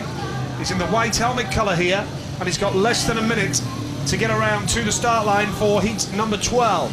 Chris Harris of Great Britain is unbeaten, 6 points out of 6, and is off the inside gate. Chris Harris rode for Coventry, his parent club. It's been on loan at Bellevue this year. Bellevue, by the way, have got a knockout cup tie with Lakeside coming up in the UK, and Harris will be in the thick of the action there. He rode for his parent club Coventry at Birmingham in a challenge match on Thursday night. Tested the bike, it worked, and he's using it tonight. And he goes off the inside gate, and he's got 2 wins out of 2, has had major changes to his backroom team this year, Chris Harris. And here's your lineup for heat 12. Harris off the inside, Rune Holter going off gate number 2, Artem Laguta, the Russian, off gate number 3, Matti Zagar, the wild card, who has really been in a bruising battle in his opening 2 rides tonight. He goes off the outside. This is heat number 12 of the Croatian Speedway Grand Prix. And away from the start, it's a super start from Zagar. Holter goes wide, and Harris has taken Zagar out wide. Now down the back straight, Harris is going to emerge as the leader. Oh, how close were they down the back straight? Chris Harris has the lead. Zagar is coming back for more. Zagar's gone too wide, and Harris is riding intelligent speedway here. Oh, brilliant race again there from Harris. Very clever first turn. He made the start, went straight for the dirt. Always a bit of a gamble in the first turn when starting off the inside. But remember, this is a small track. The distances aren't so great. So, but Zagar has certainly got some speed there in second place. He knows this track very well, being the Slovenian rider. And yeah, he's certainly keeping Chris honest there in second place. Well, Chris Harris is on his way to a 3rd straight win, although Zagar is going to try the inside line. Oh, he almost lost it, almost went onto one wheel, and Zagar is trying everything. Here he comes around the outside. It's getting very close going into turns 3 and 4. It's all or nothing for the wild card. Zagar goes wide, Zagar up the inside, to the line we go. Oh, how close was that? Sensational speedway between Harris and Zagar, right down to the checkered flag, and that one race was worth the admission money alone. Great stuff from Harris and from Zagar, and this is the finish. Here you see it again. Zagar's got the speed here. Oh, I can't split them. I think Harris has just got it. I can't split them. But I would say that, wouldn't I? Zagar came from the back, so he is probably deemed to have the speed. But looking at that, I would say Harris got it. Well, there will not be a dead heat. There used to be dead heats in Speedway, but you have to give a definitive decision. No, you can still call a dead heat. Oh, can you? Yep. Okay. Never happens though, does it? No. It's a different story, but... So we await confirmation of the result. And what the referee is looking at here, Nigel, is that Zagar's already made his turn, so he's got the speed and gets on terms with Chris coming up onto the start line, so he's deemed to carry the speed and will pass it going into turn 1. That's normally the line, but yeah, no, there's nothing to split these two. That is a dead heat then, is it? Well, I can't split them. Well, from one angle it looked as though Harris had got it. From another angle, you can't split them. Everyone will have different opinions, but for a man who's got nothing to prove on the night, Matti Zagar, nothing to lose, I should say, that was a terrific ride from the Slovenian. And Chris Harris wins the race. Chris Harris has just held on, had the lead, but another metre and Zagar would have got him there. Harris the winner, Matti Zagar was second. Third place went to Rune Holter and Artem Laguta trailing at the back. Super Speedway, and Harris leads the Grand Prix now with a 9-point maximum score. Superb stuff.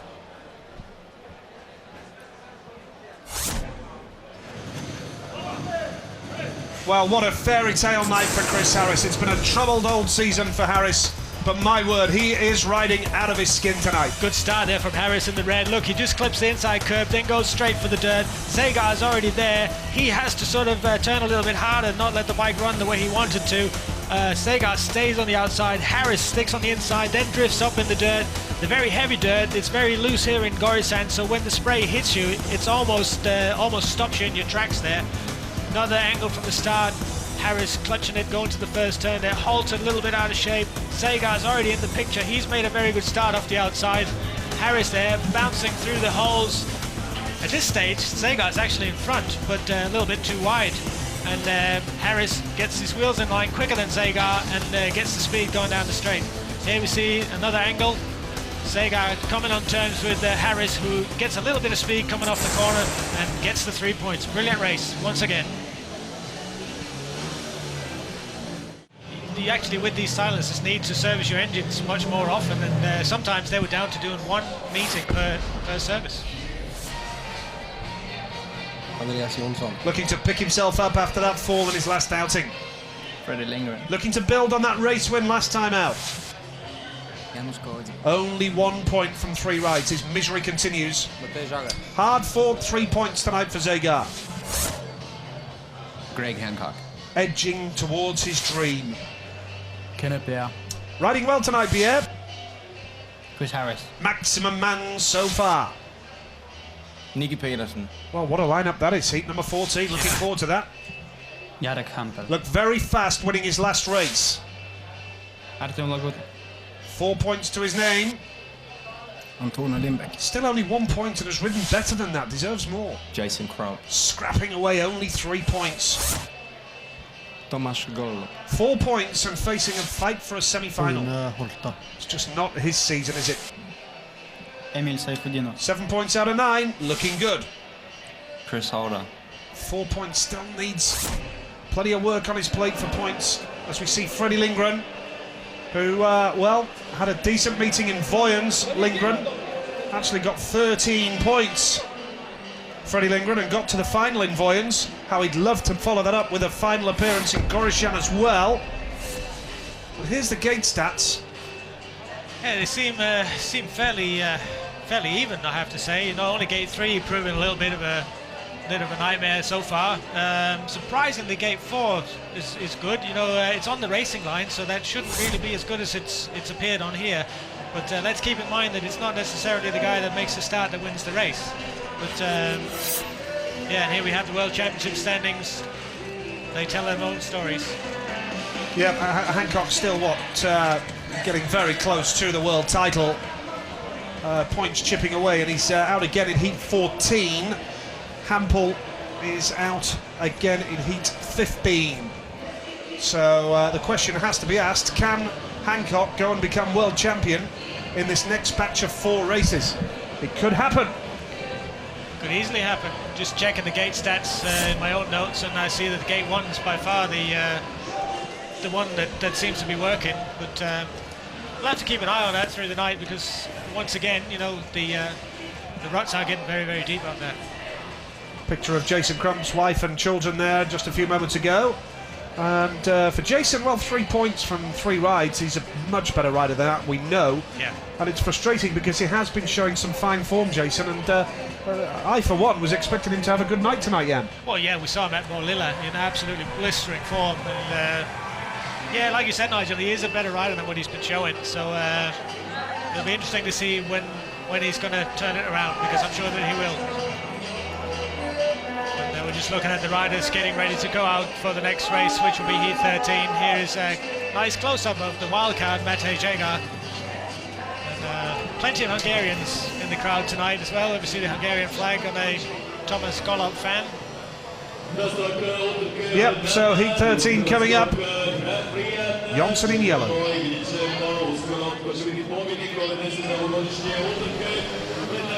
We've had a big track service.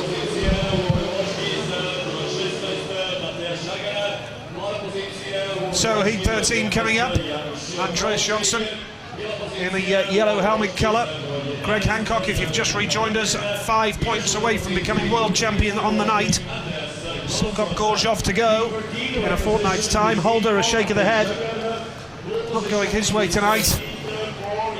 And there's confirmation of the standings, 147 for Greg Hancock.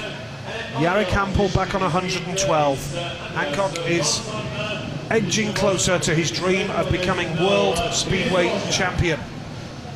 5 points away from winning the title, Greg Hancock. Andreas Jonsson is off gate 4 here in yellow, and needs a good race, 4 points from 3 rides. And when you're chasing 3rd in the world, you've really got to be looking to get into the semi-finals, and that will be Jonsson's task over his next 2 outings. Heat number 13 is coming up.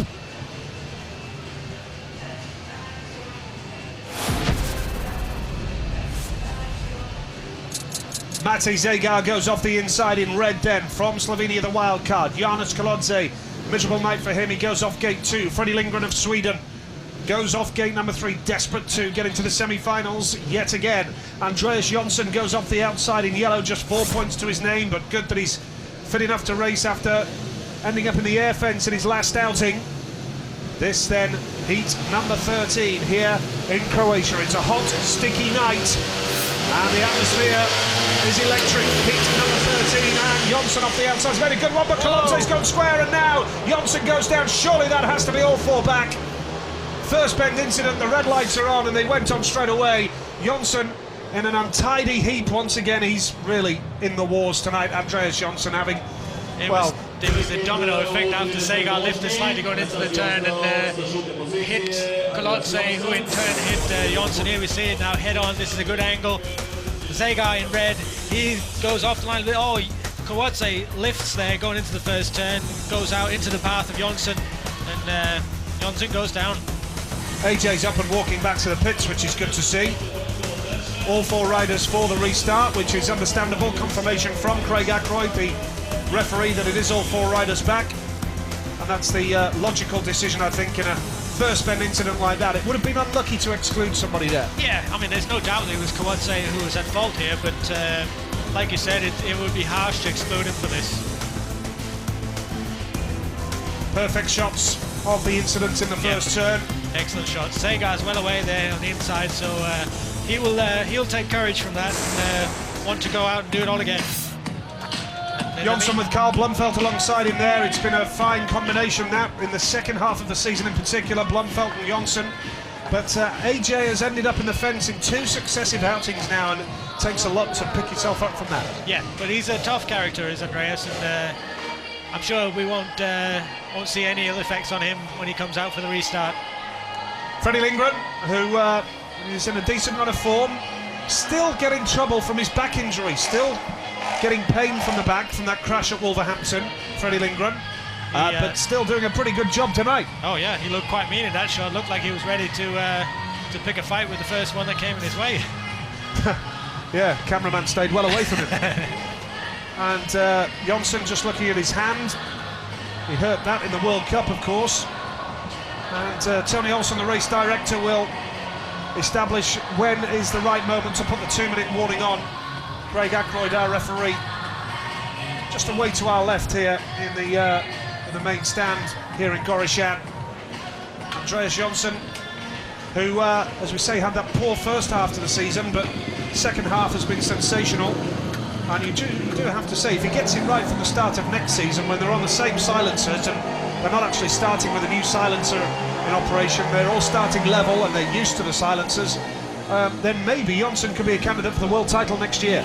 Yeah, there has been a steep learning curve obviously for the partnership of Jonsson and Blomfeldt, and yeah, we constantly hear that there's a lot of what can I say now, with the silencers, there's been a lot of different theories about which way to go and what to do, and it's obviously taken the riders a long time to figure it out. Lindgren makes his way then, and I can the short way of explaining it, that there is a certain window in which the engine operates with the old type silencers, but with these new type silencers, that window has become less than halved. So the margin for error is very, very slim with the new style silencers, and that's why we will see one night one guy will be flying, and then he'll come to a different track the next night and do absolutely nothing. You don't become a bad speedway rider overnight. It's simply conditions and ever so slightly going the wrong way on the setup. Yeah, and great to see Chris Harris of Great Britain doing so well tonight. 9 points out of 9.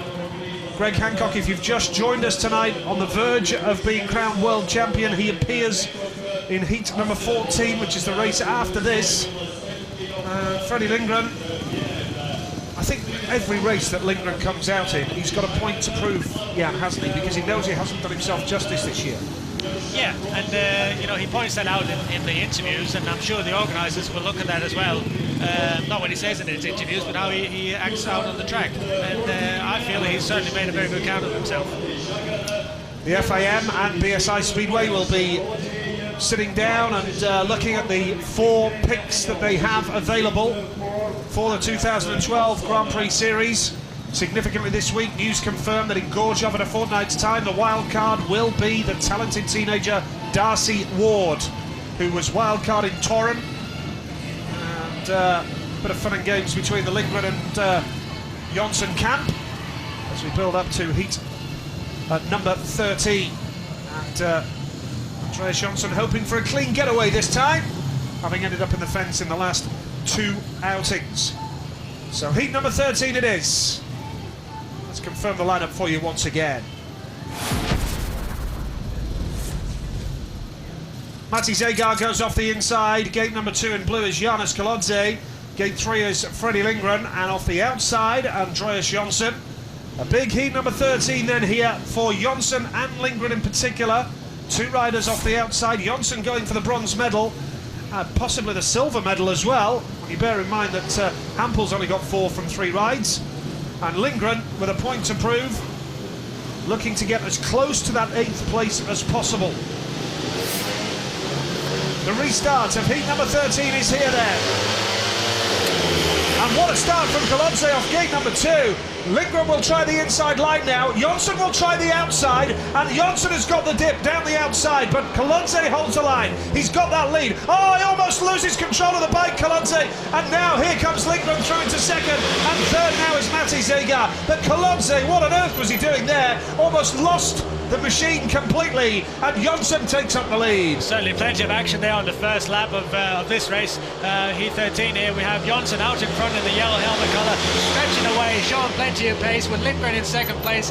Yeah, Kolodze always slid going into the third turn. We'll no doubt see it in the replay, and we settle into going on the last lap here, and Zagar is doing what he can to get up to Freddie Lindgren. Yeah, Jonsson has that lead. This will be a fine result for Andreas Jonsson in the context of the race for the bronze and silver medal. 3 points for Jonsson will really make him feel a lot better after being involved in crashes in his last 2 outings, and he's got that victory. Freddie Lindgren in second place there. Lindgren now on to 8 points. He's almost secure for a place in the semi-finals, and a point for Mate Zagar. Kolodze almost lost it altogether there, almost came off the bike and had a nervous look over his shoulder just as he was doing the twist on that third and fourth turn. Here's the result with Andreas Jonsson getting the victory. Second was Freddie Lindgren, third Mate Zagar, Janis Kolodze trailing in at the back, and this is what it means now overall. 4 rides apiece. Lindgren on 8, Jonsson on 7. They're in that top 8 with a race to go, and they're both looking good for a place in the semi-finals now. Yeah, it's all happening. It's getting towards the business end of the meeting now. The restart here, the replay rather, of the 13th race. Kawatse, what a start. He made off gate 2 there. Lindgren read that one when Kawatse moved off the line and switched to the inside of him. Jonsson, he ran in the dirt, let his bike do all the work. Oh, and there, how close to a crash was that? Let's have a look at here from a different angle. Kawatse in the blue helmet collar just overlocks the bike, very close to high siding and to jumping off the side of it. That could have been a big accident, but Jonsson there, very good pass to get past the pole. Well, Jonsson will feel a lot happier now after that one. Heat number 13, 7 points for Jonsson, 8 for Lindgren. He knows that he's almost there for the semi-finals, and coming up in the next one, the maximum man, Chris Harris, 9 out of 9, and Greg Hancock, the man who's 5 points away from being crowned World Speedway Champion. He is in heat number 14, and within the next couple of races could be a defining moment. We could yet see Greg Hancock go on and be crowned World Speedway Champion. Remember, before tonight, Jonsson was 39 behind Hancock. He can only get 24 for winning a Grand Prix with a maximum score. So Hancock will just keep chipping away here. Heat 14 it is. And off the inside gate is Nicky Pedersen. What a lineup it is. Chris Harris going off gate 2, Kenneth Pierre off 3, and Greg Hancock off the outside. Yeah, this is quite a race. I was just keeping an eye on, look how close Greg Hancock is to the fence there. There's a lot of loose dirt lying out there that he seemed to pack into one of the ruts, hopefully to get another brilliant start off gate 4 like he did last time. Heat number 14 it is, and away from the start. Oh, Hancock off gate number 4. Now Pedersen is there, but Hancock gets the drop. Now can he go wide and around the outside of Harris? Yes, he can. Greg Hancock, sensational speedway. Pedersen goes wide, Harris is second, and Pedersen almost ends up in the fence. Harris holds second, Pierre is third, but the lead is with Greg Hancock, who is getting ever closer to winning the world title. If he's not putting anything on the line, he's certainly not showing it in this race. This was a full tilt World Championship, possibly winning race from Greg Hancock. On a start from the outside, the American made there. In the meanwhile, at the back here, Kenneth Pierre passes his fellow countryman, who repays the compliment, goes into turn 3, ahead of Kenneth Pierre now into third place. A lot of action going on here. Harry's in second place, Pedersen in third, but it's Greg Hancock out in front, riding a very smooth race on a very fast bike, Nigel. Yeah, Hancock looking good here. There's a battle at the back as well. Pedersen and Pierre, the two Danes, having a go here. Going around turns 3 and 4. Greg Hancock is on to 11. Harris is on to 11, and a real battle for third place there between Nicky Pedersen and Kenneth Pierre. But the story is Greg Hancock. He's going to be world champion. 11 points tonight. Another massive step towards winning the World Speedway title. A man who has that knee injury and now is getting ever closer to putting his hands on the trophy. He won't actually get the trophy tonight. He'll get it in Gorshov in a couple of weeks' time. Hancock the winner, Harris second, third place on the line. Very dramatic between Pedersen and Pierre. Hancock wins it, moves on to 11. Chris Harris second, he's on 11 and in the semi-finals as well. Super Speedway in that particular race, with Pierre just getting the better of Nicky Pedersen, the Danes battling at the back. What a race this was, Jan, and Hancock off 4 again, superb. Yeah, what a brilliant start from Hancock there. Just gets across Pedersen's back wheel. Pedersen moves into the dirt. Harris has seen that. He's cut back onto the inside and almost gets on terms with Hancock. And yeah, they all bunch up for the places going into the third turn there. Hancock in the yellow helmet colour just squeezes round Nicky Pedersen's back wheel there. Harris has cut to the inside. He gets level with the American, but Greg has got the speed on the outside there and powers off into the distance for the win. Nice handshake there from Harris and Hancock. And the crew is happy. Another 3 points in the bag, a little bit closer to that trophy. Hancock's going to be world champion, no doubt about that. Jarek Hampel is in yellow here. Has only got 4 points to his name, 7 points behind Greg Hancock on the night, 38 all told. Hancock hits the 150 mark, he's going to be world champion, and he knows it. And he's a stunning, 43 points ahead of Andreas Jonsson, and Hancock knows that he's got the semi-final to come as well. He knows he's almost there. He's world champion, but for the mathematical statistics, Greg Hancock is going to be crowned world speedway champion for a second time, 14 years after his last world title. It's not mathematically confirmed, but realistically, Hancock is going to be world champion. Crump off the inside, Antonio Lindback gate 2, Artem Laguta gate 3, and Jarek Hampel needs a victory here off the outside to keep alive his hopes of getting into the semi-finals. Been a brave effort by Hampel, but obviously looks like he's going to run out of steam. Voyens was probably the killer blow for Hampel when he failed to get into the semi-finals. Yeah, definitely. I think you're right there. So heat number 15 it is then, and away from the start. Hampel off the outside has made a good one. Crump off the inside. Laguta almost went down there, and Hampel has got around the outside. Super ride from Jarek Hampel down the back straight into turns 3 and 4, and Hampel has got the race under control. Jason Crump is second.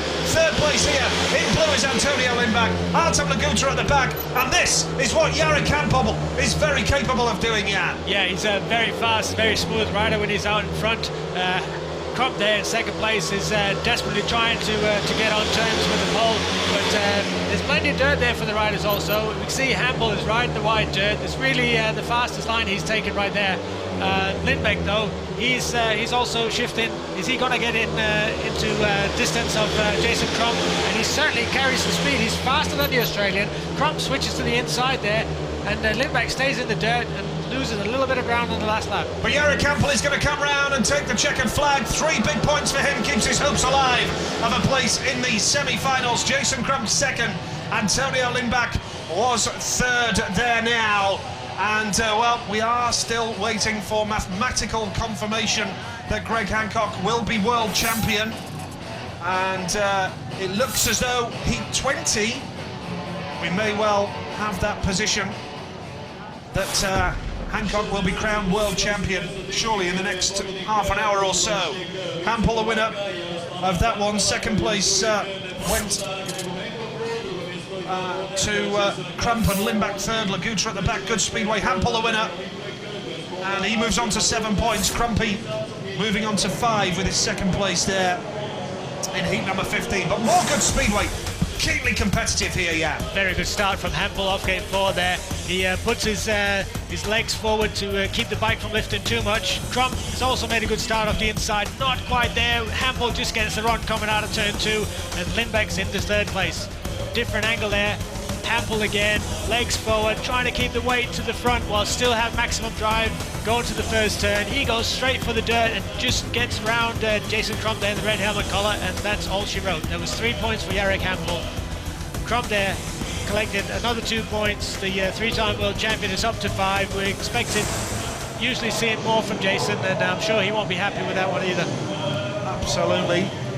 Antonio Lindback's ridden better than the score he's got. Hancock 11, Hampel 7.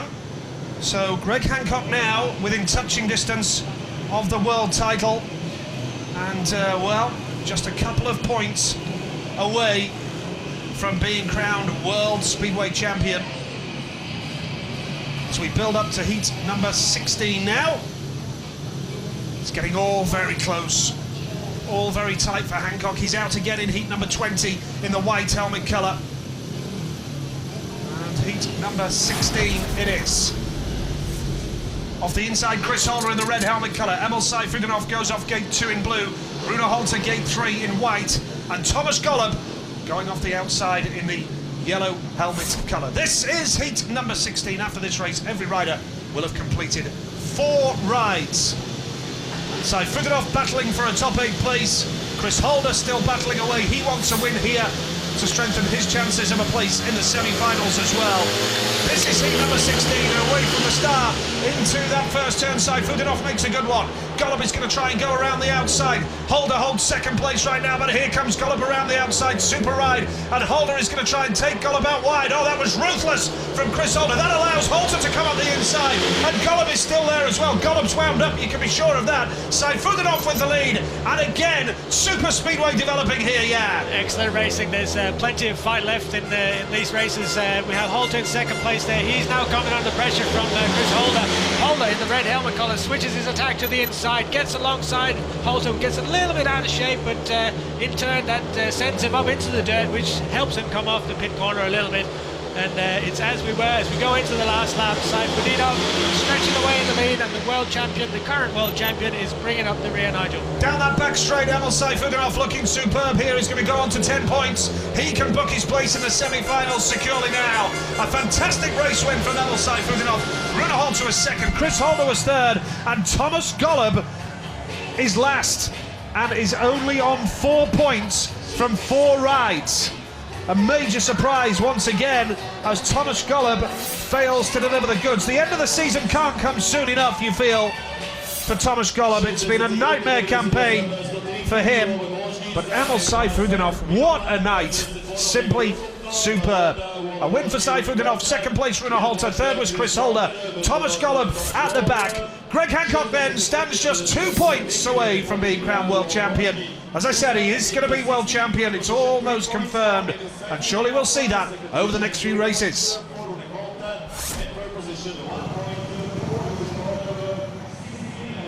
Well, Thomas Golub, as I said there, Jan, you get the feeling the end of the season can't come soon enough for him. No, he's certainly relinquished his championship here. We see Golub in the yellow helmet colour make a good start off 4, but Saifuganov, the young Russian, has made an even better one, and he's got the first corner covered, and even Chris Holder, the young Australian's got the audacity to move the world champion out of the way there, and he gets in all sorts of bother and ends this race in last place. Different angle from the back there. Holter, a little bit out of shape in the white helmet collar. He's at the back currently, but gets through into second place. All bunching up here for the second spot. It's Golub there. He's trying to get into the dirt, maybe get a little bit more speed, but Holder's already beaten him to it. So he's got to think of plan B, and Holter's already there, so nothing really is working out for the world champion at the moment. Well, heat number 20, of course, Hampel and Hancock meet each other. And that, you feel, could be when the World Championship is decided. Hancock's second or a win, and he will be world champion. Golub can only reflect on last year when he was world champion.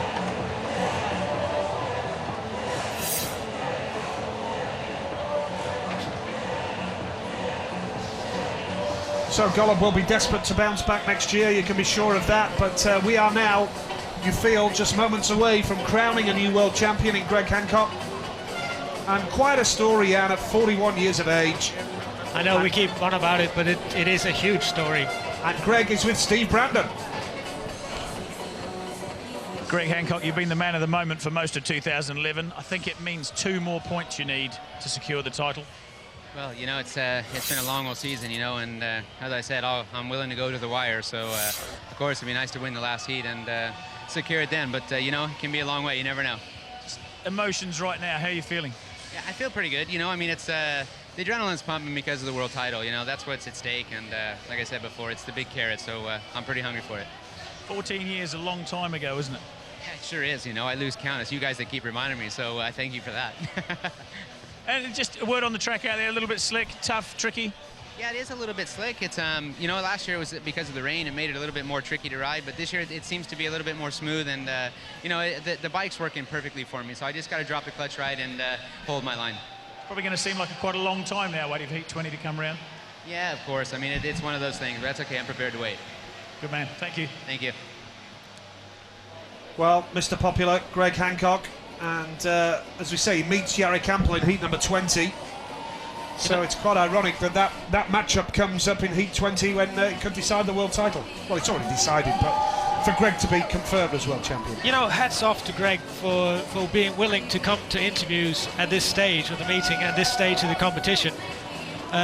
You know, that just shows what kind of guy he is. You know, I'm sure plenty of other riders in the pits, had they been under this pressure, had they been just this tangible, close to picking up the World Championship, will have declined an interview.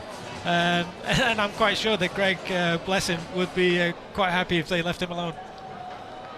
Well, Chris Holder is facing a scrap for survival. He is with Steve Brandon. Chris Holder, not exactly the way you were going to try and celebrate your birthday. Unreal, man. I'm seem to be riding my ass off but going nowhere, and I've tried changed bikes and they're both the same. I just can't get any, I don't know, I'm sort of lost with the setup, I think, and just can't get any speed and breaking my balls. Got to win heat 18 basically. Yeah, that's it, mate. I needed to win that one and I didn't, so I 100% need to win heat 18 and just rely on a bit of luck as well to go with it, and hopefully get that semi. Some terrible news from Australia on Thursday, the death of Gary Moon. You got a black armband on. I mean, I know that's probably not far from your thoughts right now.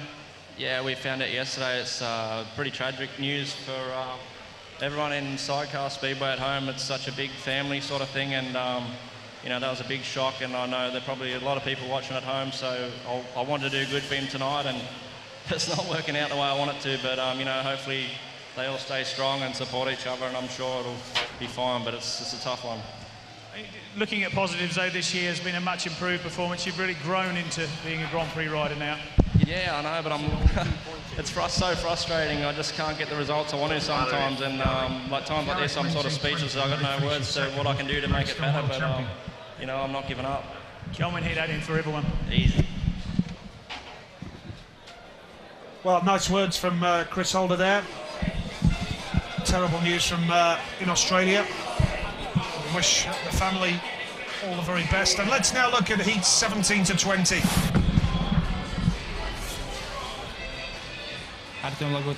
Shown signs over the last two GPs that he's got what it takes. Only 4 points for Golub, a miserable night. 7 points to his name. Fancy his chances in the semi-final. He's got 7 points as well, AJ. Jason Crow. Well, 5 points, a major disappointment for him. Just the 4 points for the wild card. Nicky Peterson. 10 points for Nicky. Chris Holder. We've just heard Chris with that interview. Emil Seyfudino. Tremendous 10-point haul for him. Chris Harris. What a night for Harris, 11 points. Janusz Kolodzi. A miserable night for Janusz Kolodzi. Antonio Lindbäck. Has rode a lot better than the 2 points that he's got. Has an outside chance of the top 8. Greg Hancock. 11 points, 2 away from winning the world title. Freddie Lindgren. He's got a chance of getting into the final again. Jarek Hampel. 7 points to his name. He could do with getting some more points on the board for a semi-final spot. But as it stands with the top 8 at the moment, it has to be said that Jason Crump on 5 points can still sneak in. But there's the World Championship standings. Greg Hancock on 150 and Jarek Hampel on 150, 35 points. The difference between those two, with one qualifying ride to come here tonight. Quite a night of Speedway, yeah. Thoroughly enjoyed it so far. Oh, it's been fantastic, and just going back to the calculations there, by my calculations you can maximum score 24 points in a Grand Prix, and with the final and the semi-final available tonight, there's another 9 points possibly. So yeah, it all hinges on the next race. Hancock in heat 20 will go off gate 3, Hampel will go off gate 1. So we could be all set to crown a new World Speedway champion within the space of the next 20 minutes or so. But heat number 17 is coming up next.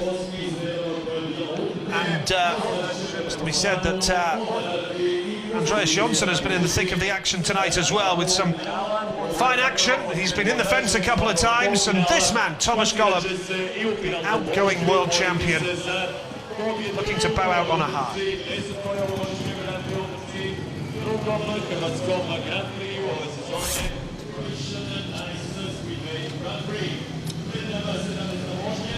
So heat 17, the last round of races before the semi-finals, heat 17 to 20. And we have seen some terrific entertainment. The shape of this track lends itself to close, fast racing. The shape of the track very similar to Cardiff, Jan, isn't it? The Millennium Stadium, very similar shaped track. Is it? Okay. Yeah, I'll take your word for that. Yeah. Yeah, I presume so. It's slightly longer. It's 300 meters. I would sort of liken it a little bit to Birmingham, maybe. Yeah, the straights maybe are a little bit shorter, aren't they? Yeah.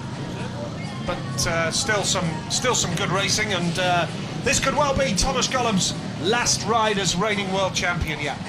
Yeah, I think he's sort of resigned to the fact that yeah, this was not my year, and I'm sure that there'll be quite a heavy weight lifted off his shoulders there, and I'm sure if you know deep down he'd be quite happy to see the back of it. To be fair. So heat number 17 is coming up. Heat 17 to 20 of the Croatian Speedway Grand Prix coming up.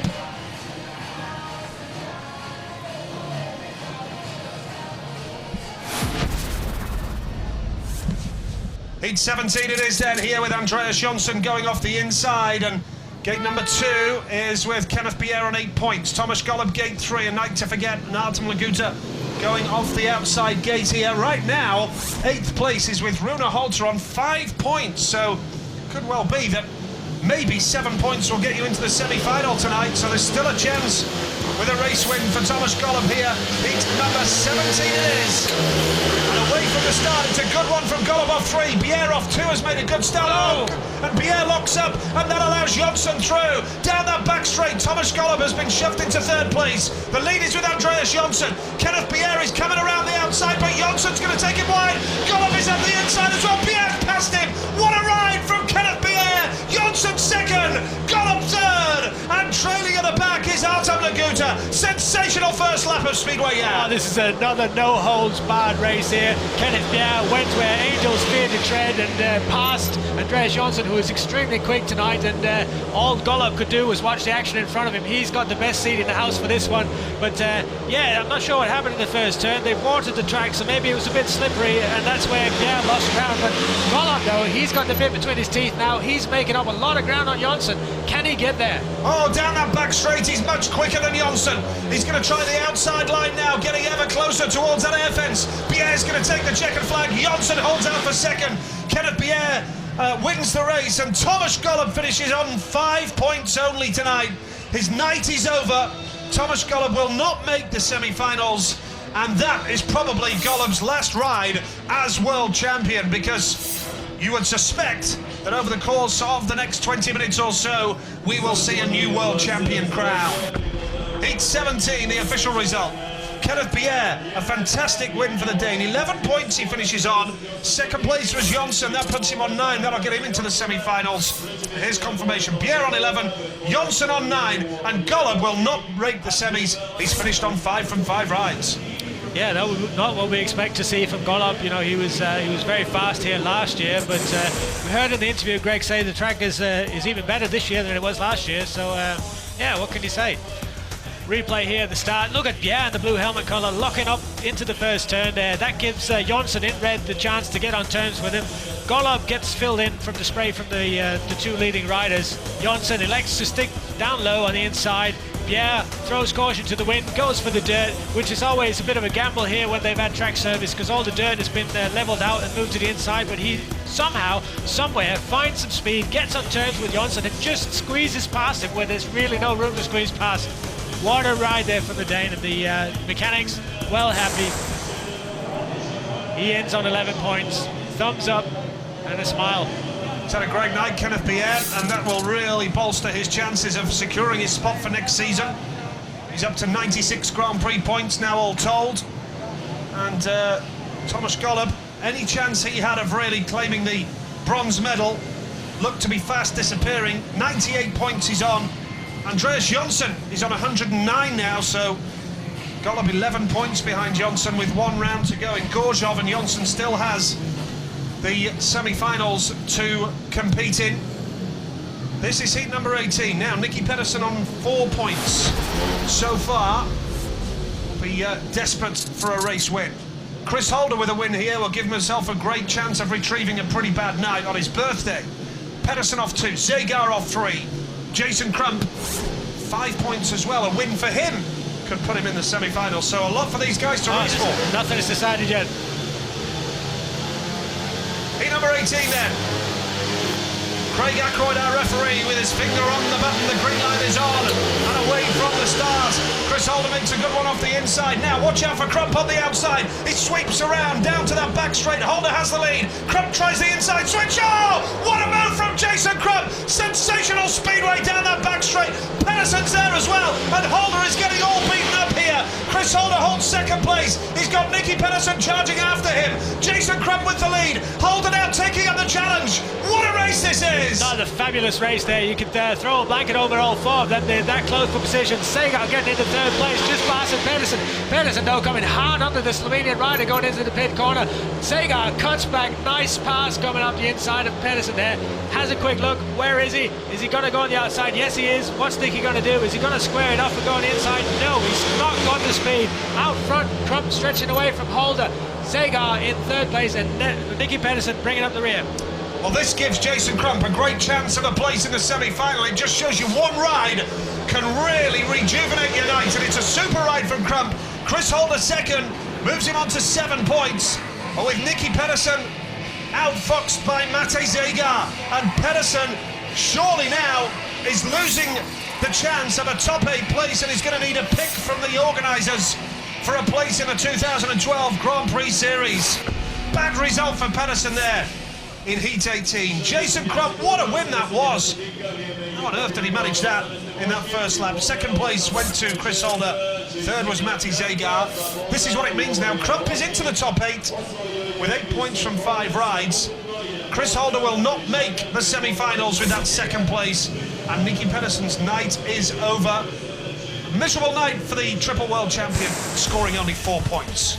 Restart here from the inside. We see Holder making a good start, just giving a bit of an elbow to Pedersen, who in turn goes wide, but Crump's already there. He's in the dirt. There's not a lot of dirt there yet because we've just had a track service.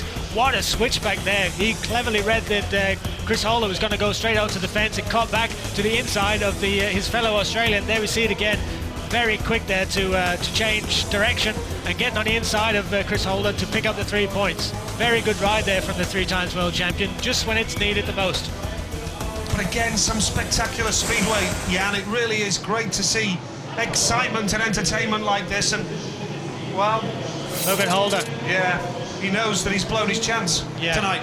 But, you know, he gave it a fair fight, and, you know, he can take courage from that. He is the future of Australia.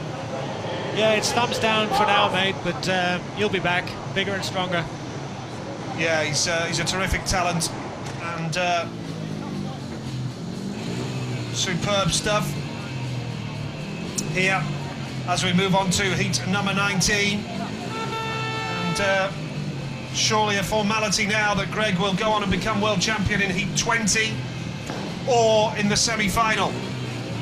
2 points is Hancock's target to become world champion. We're up to heat 19, the penultimate race of the 20 qualifying heats here in Gorizhdan.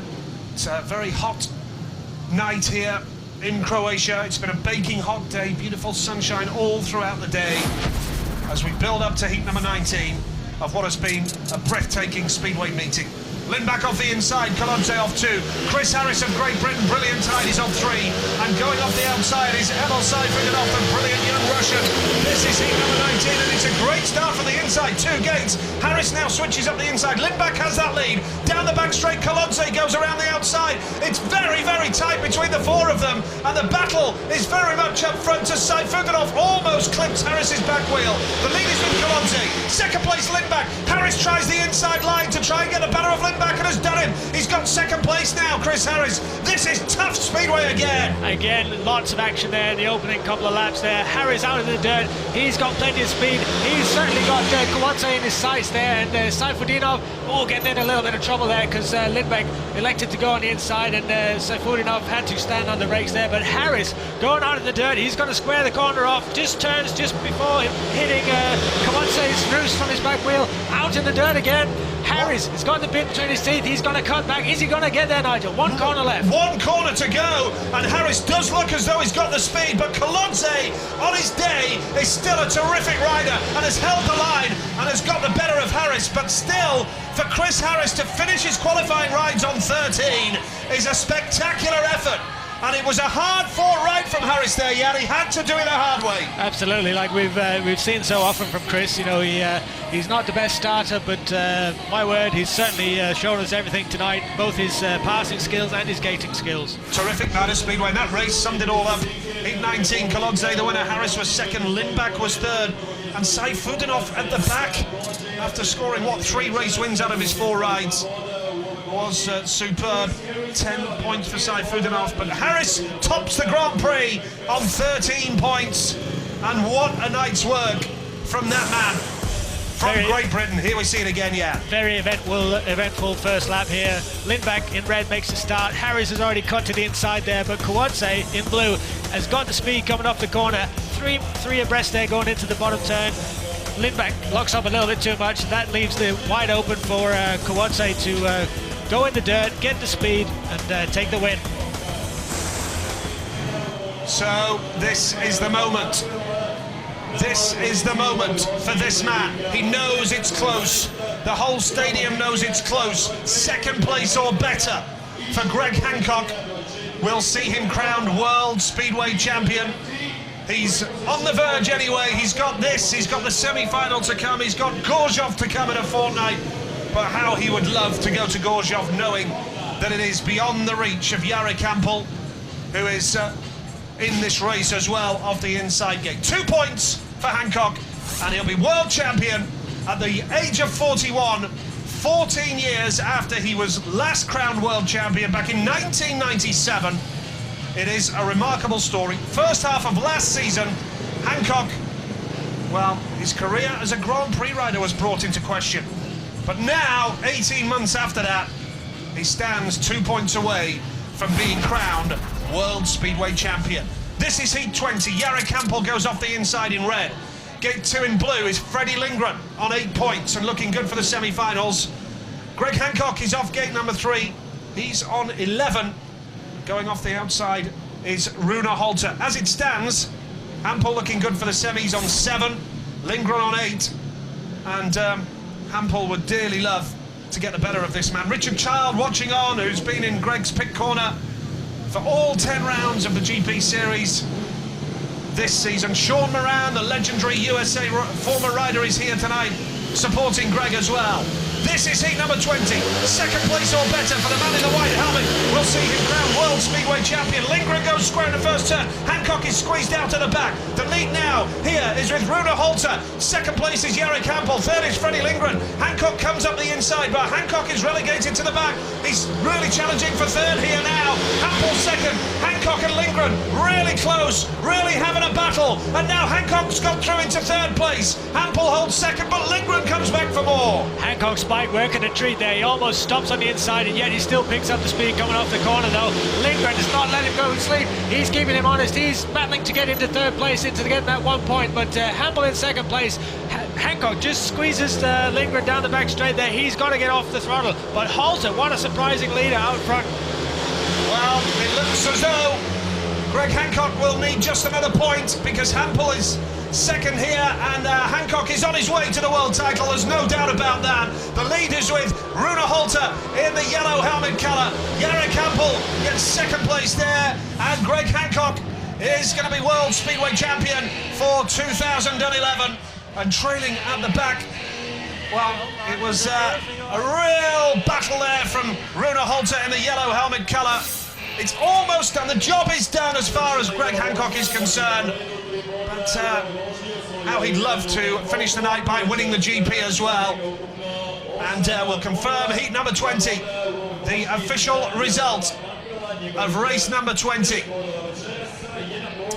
And Harris leads the Grand Prix on 13, Greg Hancock on 12. Holter, the winner then, with 3 points. Second place there went to Jari Campbell.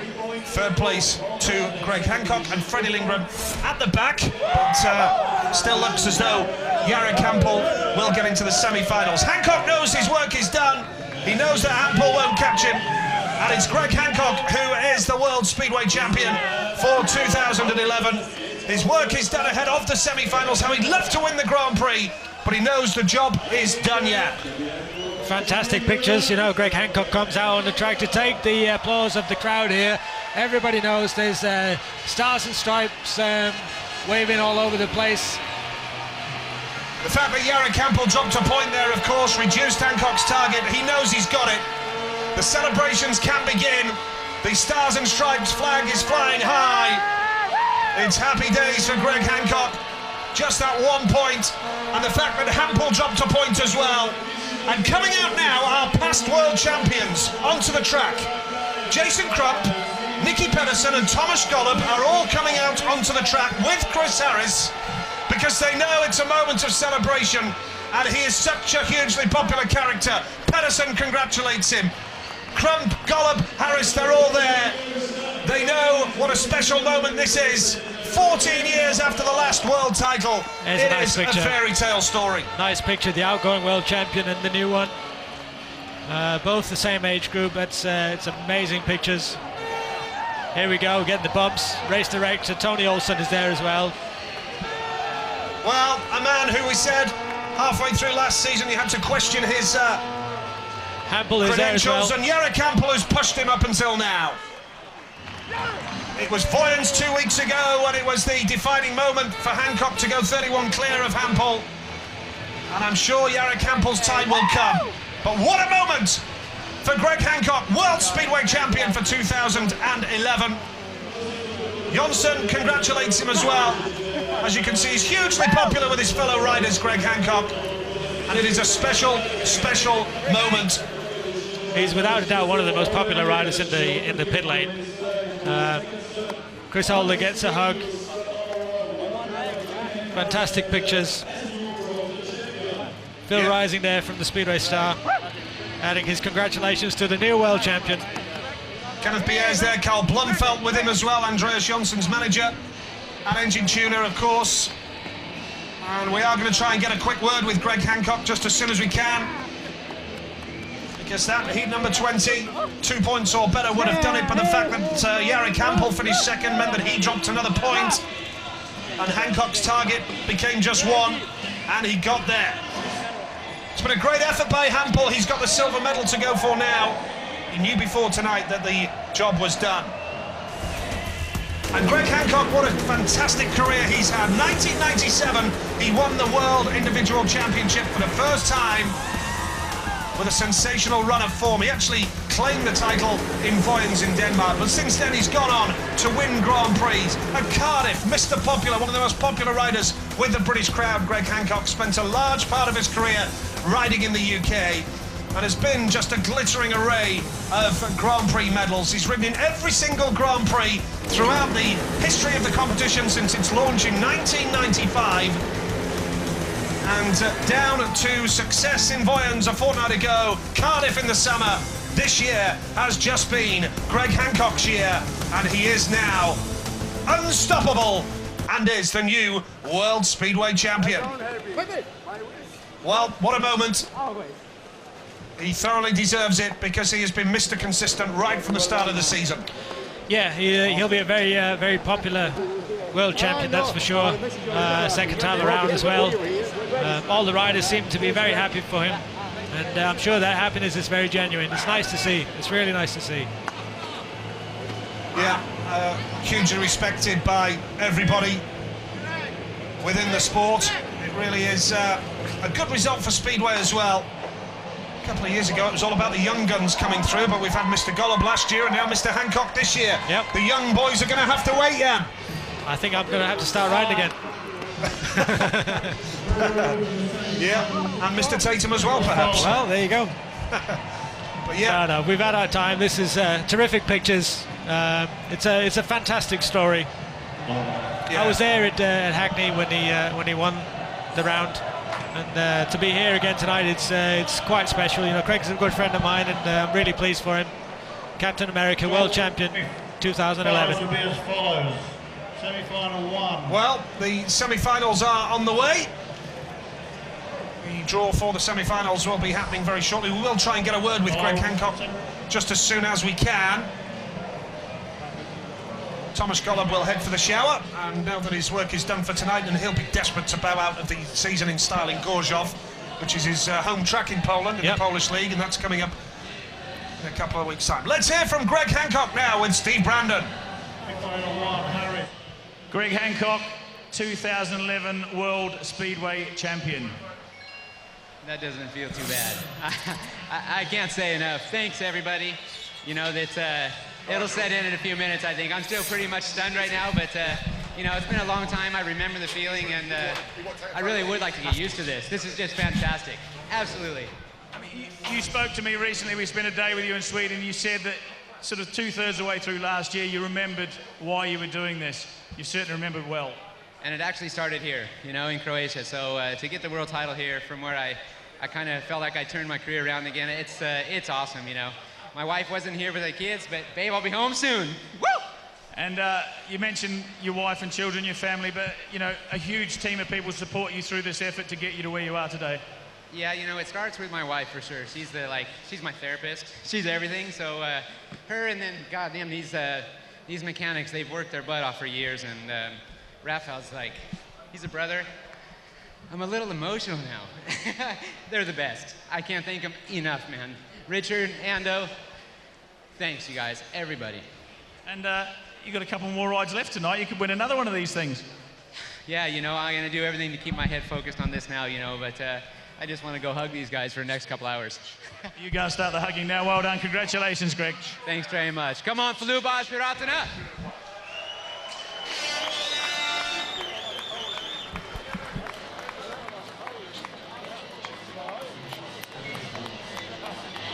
So the semi-finals are still to come here in Croatian on a night where we have seen a new world champion confirmed, Greg Herbie Hancock of the USA. Fantastic celebration time here in Croatian. The flag that has been waving since the start of tonight. Greg Hancock, world champion 2011. The flag has been flying. They brought that earlier and we thought, hang on a minute, let's hope it's not too premature. Yeah.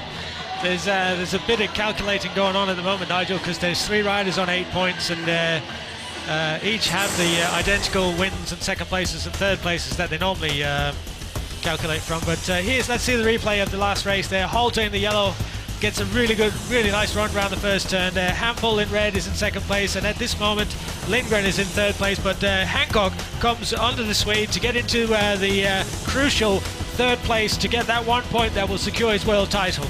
It was a very good race. Good first turn there again from Halter. A little bit uneventful for the rest of the race, except for the battle between these two, Hancock and Lindgren. Hancock getting past the Swede and getting the solitary point that clinched his world title. Yeah, and here the mechanics here, he gets the message, mate, you are world champion.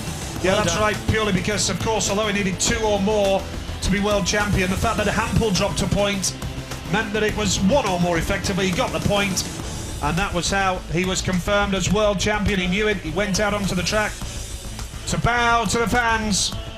What a night. And he deserves it big time. Well, you talk about the countback system, Jan, the way it will come down to as well is who beats who, and it looks like Lindgren has got the better of Crump. Yeah. Because of the countback system that we talk about. But finished level on points. And Halter beat Crump. So Halter beat Crump. That puts him ahead of Jason Crump. And the pick for the semi-finals is coming up. Here we go. Chris Harris goes for gate 4.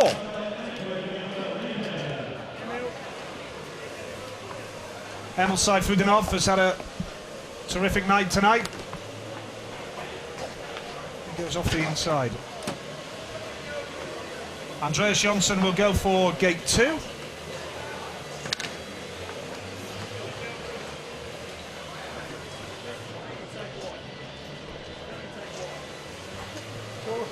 So Rune Holte then, the final rider to go for gate number 3.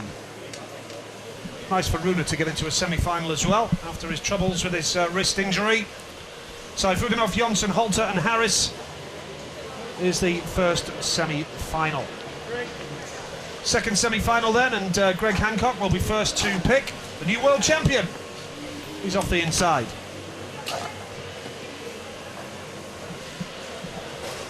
Kenneth Pierre's had a good night tonight, Jan, has been in the thick of the action. Yeah, he rides this track very well. Takes gate 2.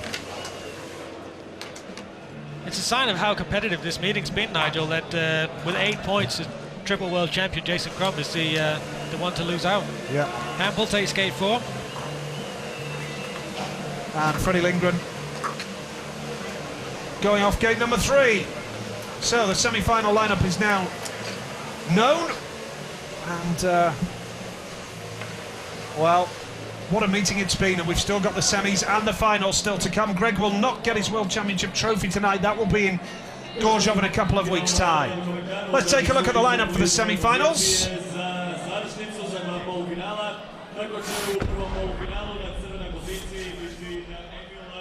Chris Harris. What a night for Harris. 13 points for the British rider. 8 points despite the wrist injury. Andreas Jonsson. Going for that bronze medal, maybe even silver. Emil Seyfudinov. Great to see him in fine form, the brilliant Russian. 10 points. Jarek Hampel. 9 points to his name, and going for that silver medal. Freddie Lindgren. Just sneaks into the semi-final on 8. Kenneth Pierre. 11 points. In fine form. Greg Hancock. The new world speedway champion. Terrific lineup for the semi-finals then, Jan. Yeah, it looks to be another few good races. See, plenty of autograph hunters trying to get Greg's attention there. He's got a little bit on his mind right now. Although I'm sure he's got mixed emotions. He wants to celebrate, but he also knows there's still work to do, isn't there? Yeah, exactly. Absolutely. But yeah, we've seen some great speedway, and we were talking about the shape of the track earlier. You know, I mentioned Cardiff, you mentioned Birmingham. I think the shape of this track is conducive to good racing because you can try the outside, you can try the inside line, and it's just great, isn't it? Absolutely. There's so many different racing lines, and with the dirt here, this sort of sandy type dirt, it does create a lot of loose dirt and a lot of drive for the riders. You know, so there's plenty of lines. Let's hear from Thomas Golub, the outgoing world champion. Thomas Golub, your reign as world champion has just come to an end. It hasn't been a year that you would have liked.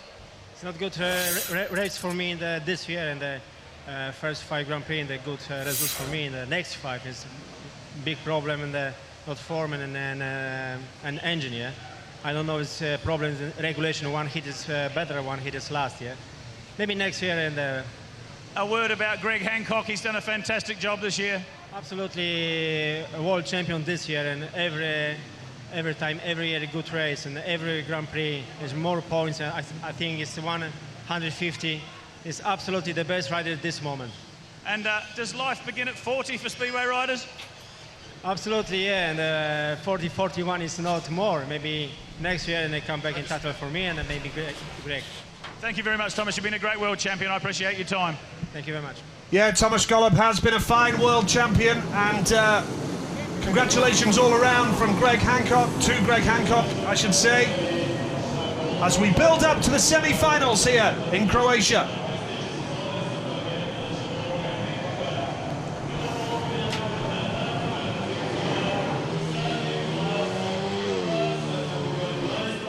First semi-final coming up then, and a great night of speedway, and Greg Hancock coming up in the second semi-final, so there's still vital points on the line, because you have to consider the fact that the top 8 race is still very much on. James Easter there congratulating Greg. James, one of the sports gentlemen. Jarek Hampel, his time surely will come, Jan, when you work on the theory of Golub at 40 and Hancock at 41 as world champion. Jarek Hampel's time will come, surely. Yeah, there's going to be a big change in the guard in the next few years, because you know, let's face it, like you said, you know, Golub, Trump, Hancock, Pedersen, they're all getting towards the middle to late 30s. So I think there'll be a fairly large change of the guard in the next sort of 3 or 4, 5 years maybe. Well, it's going to be interesting in the Speedway Grand Prix Series. You've got some talented young riders who'd love to be in it. And we're building up to the semi-finals now.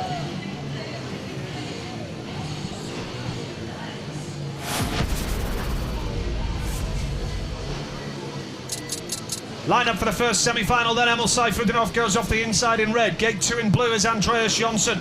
Gate 3 is Rune Holter in white, and Chris Harris going off the outside. How Harris would love a place in the final.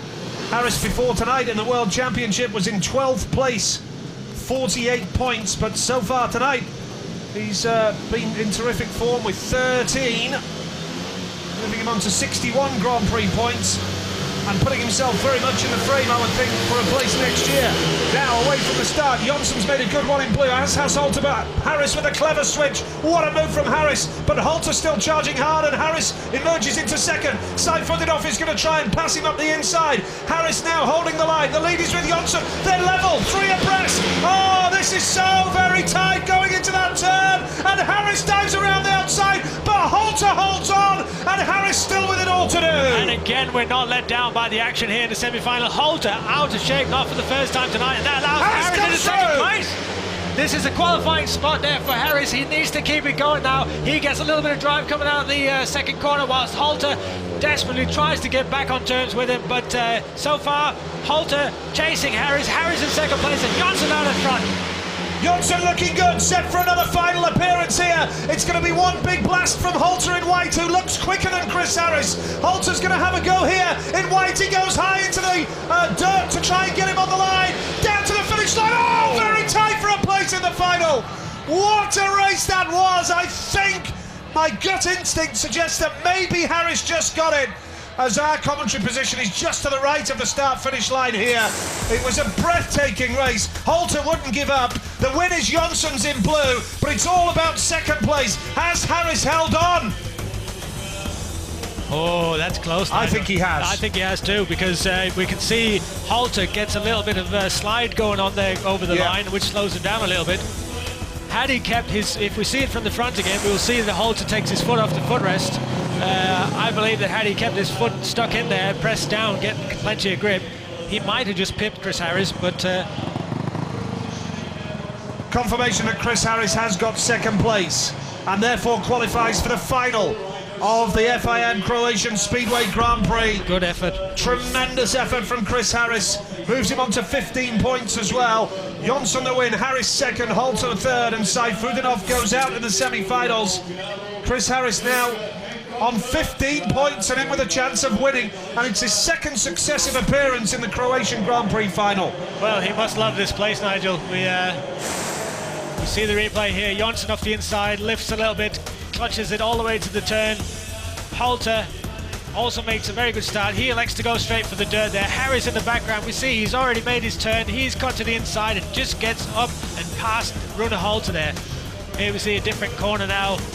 The Russian on the inside there, Emil Seyfriedinoff, he's been tailed off here. And it's all about Harris and Jonsson and Holter up at the front.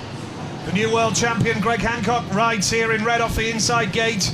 Newly crowned. He will get his trophy in Gorzów in a couple of weeks' time, in the final Grand Prix of the year, Gorzów, Poland. And that's on Saturday, October the 8th. Hancock going off the inside then, with Kenneth Bier alongside him, and Freddie Lindgren off gate 3, and off the outside, Jari Campbell, the man who has pushed Hancock for the title up until now. Quite a night and quite a story for World Speedway. I remember seeing Greg when he first went to Europe in 1989, when he was a reserve for Cradley in the British League, trundling around scoring noughts and ones, and here he is, world champion for a second time. Hancock goes off the inside, Kenneth Bier goes off gate 2 in blue, Freddie Lindgren goes off gate 3 in white, and Jari Campbell going off the outside in yellow. This is the second semi-final then. Who is going to join Andreas Jonsson and Chris Harris in the final of the Croatian Grand Prix? What a night it's been. Hope you've enjoyed our coverage tonight, wherever you are in the world. It's been some spectacular speedway, I'm sure you'll agree. And this is the second semi-final. Green light is on. Tape tries. Hancock makes a good one. So does Lindgren. Hampel is going to try the outside line, but Lindgren reads it superbly. He goes wide. Hancock, the new world champion, has that lead. Oh, and Hampel tries the inside line. Lindgren holds second. Lindgren now is going to take up the running. The lead is with Hancock. Second place, Lindgren. Hampel and Pierre are not giving up here, Jan. An electric start from the world champion there. He leads coming out of the pit corner. Pierre, though, comes up on the inside, almost gets up alongside Lindgren as well, but he's into third place, has to come off the throttle a little bit. And Hampel, though, he's on the back wheel, out in the dirt, a little bit out of shape, throws caution to the wind, it goes high up in the dirt, but loses too much speed there. Clever move from Lindgren because he locked up and then went wide. Oh, he's lost it there! And he still holds on to second place. Unbelievable! Nice, that wasn't such a clever move. That was a nice save, that was.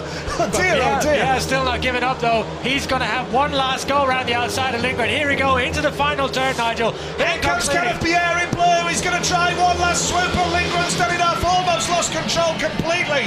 Freddie Lindgren, but Freddie Lindgren is into his second successive Grand Prix final. Has that given the organisers food for thought for next year? And the reigning world champion, or the new world champion I should say, Greg Hancock, wins the race and heads through to the final of the Croatian Grand Prix. Can he win it for a second successive year? Lindgren, who almost crashed a bike, held on, just as I was saying what a clever move it was in the previous lap. He goes and does that. That was a nice save, that was. Unbelievable. And Pierre gave it everything, so did Hampel. Hancock's the man of the moment. Celebration time for Greg. He's a happy man, quite rightly so. And, well, what a race that was in the end as well. How on earth? Brilliant. It's just been that kind of night, Nigel. It's been fantastic action all night long. Let's confirm the result for you of the second semi-final. Hancock the winner with Lindgren second. Kenneth Pierre was third. Jarek Hampel at the back. So Hancock and Lindgren go through to the final, where they will meet Chris Harris and Andreas Jonsson.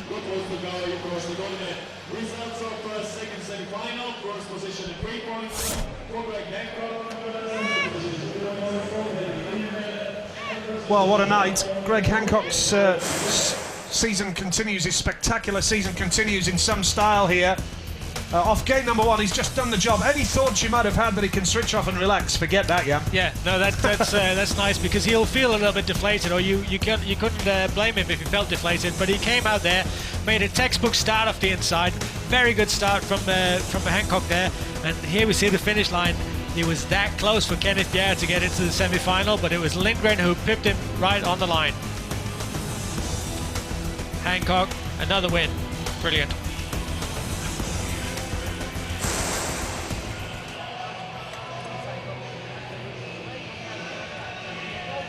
So Greg Hancock with Stefan Andersson, they're still deadly serious. They know that the world title is in the bag, but he's...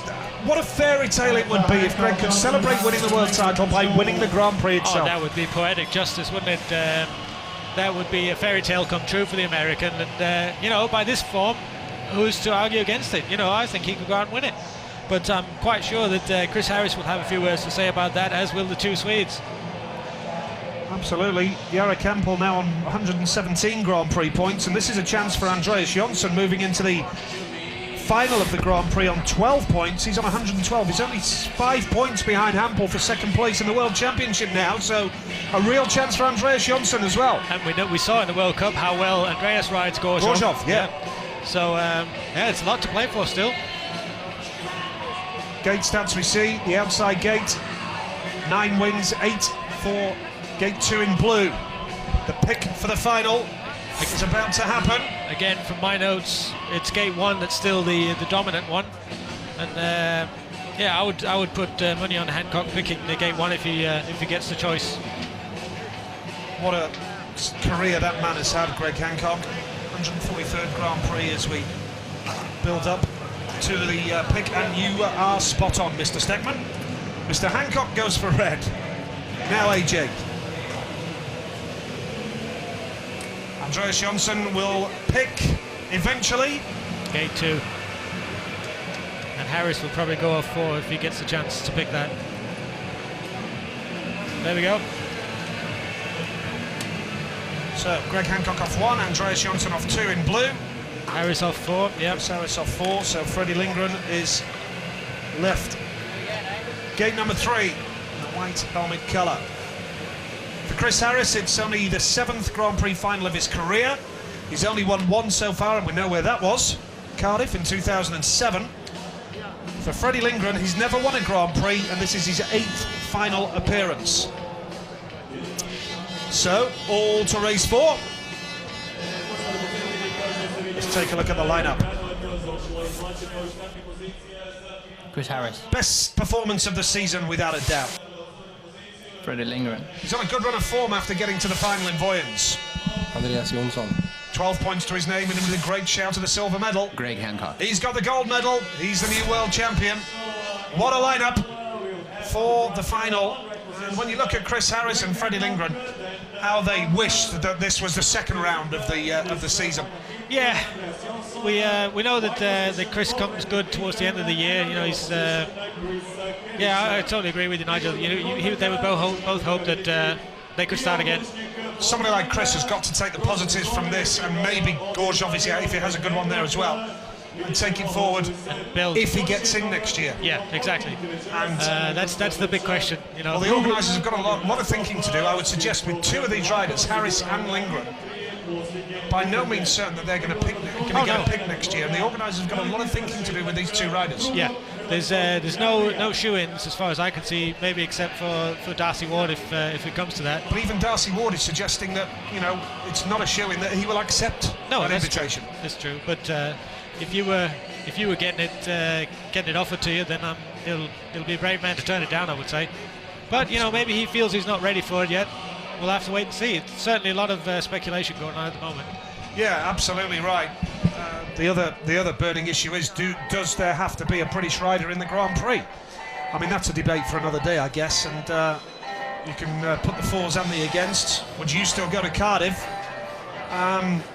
If you're British, and would you still go to Cardiff?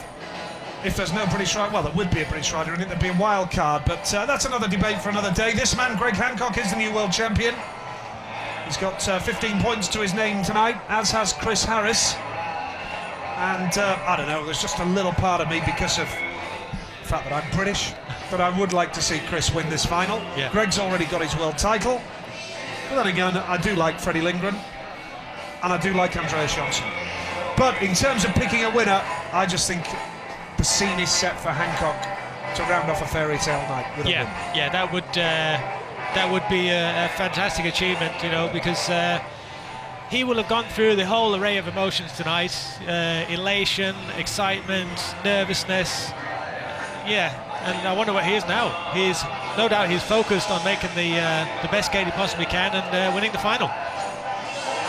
Absolutely. It's quite a final lineup as well, and it's one which, well, we're really looking forward to. And the meeting itself, you know, it's been hugely entertaining. There's been something happening in almost every race yet. It's been a brilliant Grand Prix, in my opinion. You know, we've seen plenty of excitement. You know, there's been fantastic races. This is what makes Speedway a great sport, Nigel. It's a great family sport. There's plenty of good racing to watch on the track, and the crowd are enjoying themselves in the stands here. I think this has been one of the best Grand Prix I've seen for a long time. Yeah, and we have seen some excellent Grand Prix. Melilla was excellent in August. It was. Torren was an excellent Grand Prix as well. It's a perfectly shaped track. Here tonight, some great speedway once again. The final of the Croatian Grand Prix is coming up.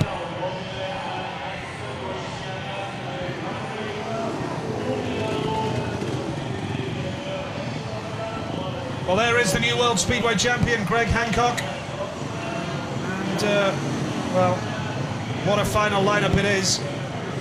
Freddie Lindgren, who got to the final in Voyens a couple of weeks or so ago as well, putting himself very much in the shop window when it comes to selection of nominations for next year's Grand Prix Series. Freddie Lindgren before tonight in 10th place. He will go ahead of Nicky Pedersen tonight in the battle for 9th place, so Freddie will go into 9th place in the World Championship tonight. Kenneth Pierre, his night finished this evening on 12, and Freddie in the final with 10 points to his name. So, points count for double in the final. 6 points for a win, 4 for second, 2 for third, and nothing for finishing last. This is the final of the Croatian Grand Prix. Number 1 in the world, says Richard Child. Very proud moment for Greg Hancock. Chris Harris off the outside in yellow, going for glory here in Croatia.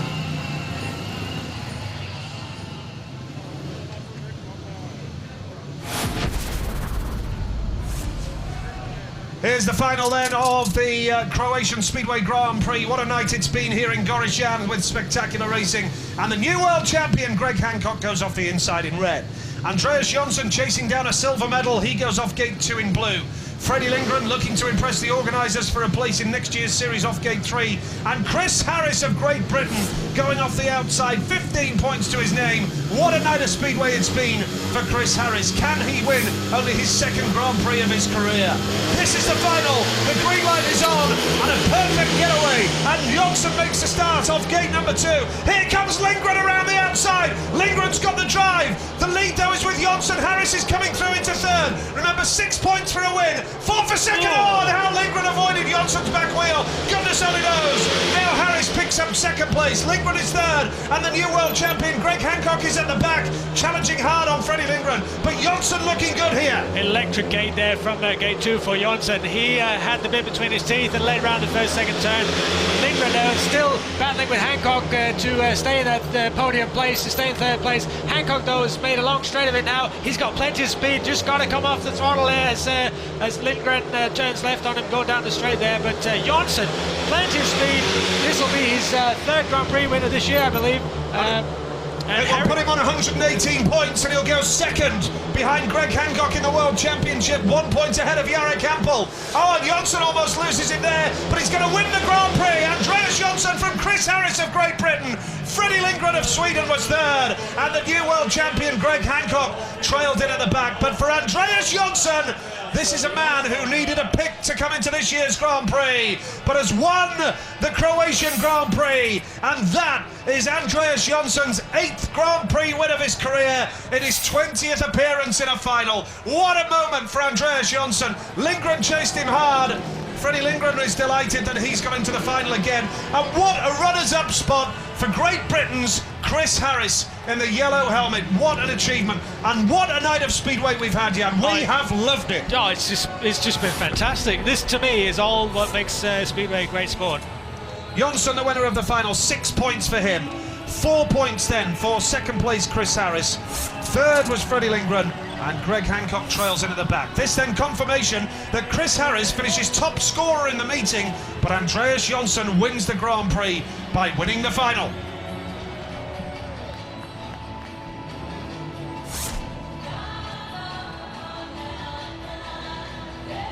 Many congratulations to that man, Andreas Jonsson from Sweden. A terrific achievement in winning the Croatian Grand Prix here in Croatian at the end of a spectacular night of Speedway action. And it was all from the start here, yeah. It was a hard-fought gate there from Jonsson, and Hancock on the inside there. Lindgren seems to pick up a little bit of extra drive, almost putting him on terms with Jonsson for the lead there. He chases him down hard. Harris, he's currently in third place, but there we go. Lindgren lifting ever so slightly too much. Gets a little bit of a kick in the back there, gets extra drive, which almost puts him up on terms with Jonsson. Harris closes down the new world champion, stays on the inside, and this is where it goes so horribly wrong for Lindgren as he picks up in one of those ruts in the third and fourth turn and almost collects Jonsson's back wheel. That could have been a nasty crash, but thankfully that didn't happen. But Harris gets into second place, and Jonsson wins the Croatian Grand Prix. Yep, congratulations to Andreas Jonsson wearing the scarf of his Polish club there. Yep, Zielona Góra. Zielona Góra. And that's the same team as Greg Hancock. That's so correct. They've got the top two in the world in their team. Yeah, that's quite impressive. And they're in the playoffs against Leszno starting this Sunday in the first leg at Leszno. Well, let's hear from Freddie Lindgren then, who finished third tonight. Freddie, 2 finals in a row, 2 thirds. It's going to be a good finish to the year for you. Yeah, I hope so. I mean, I'm pretty happy with today on the rostrum again. You know, it was 2 years since last time, and now it's 2 times in a row, so I'm really pleased with that.